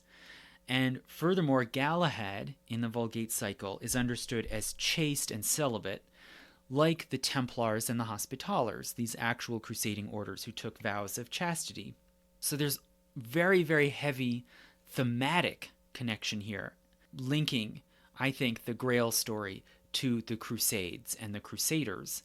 There's a historical connection through these patrons of the Grail story who were themselves Crusaders. And in some, I think, the whole story can be seen as a kind of parable of the higher spiritual meaning or purpose behind the Crusades in the eyes of those who supported them. Okay, many people today will reject that idea and say the Crusades are all about racism and religious hate, and okay, that's fine, we can talk about that another time. But regardless, I think the Grail story shows this higher spiritual meaning and sense of mission behind the Crusades in the eyes of the Crusaders themselves. And really, I think you have to say, in sum, that the Grail quest itself is a crusade. As I said earlier, it's a sort of pilgrimage. It's a journey involving sacrifices and trials to approach a holy relic. So it's a pilgrimage, and it's a sacrificial pilgrimage done with arms, right? And that is fundamentally what a crusade is an armed pilgrimage. Unlike the normal pilgrimages where one has to go unarmed, a crusade is an armed pilgrimage where one is willing to fight along the way in order to reach one's holy destination. So the whole thing can be seen as a meditation on the ideal of the crusade as a spiritual quest, and it represents the means of spiritual elevation, not worldly enrichment or indulgence. It emerged at a time when crusading was becoming a regular embedded feature of Western life.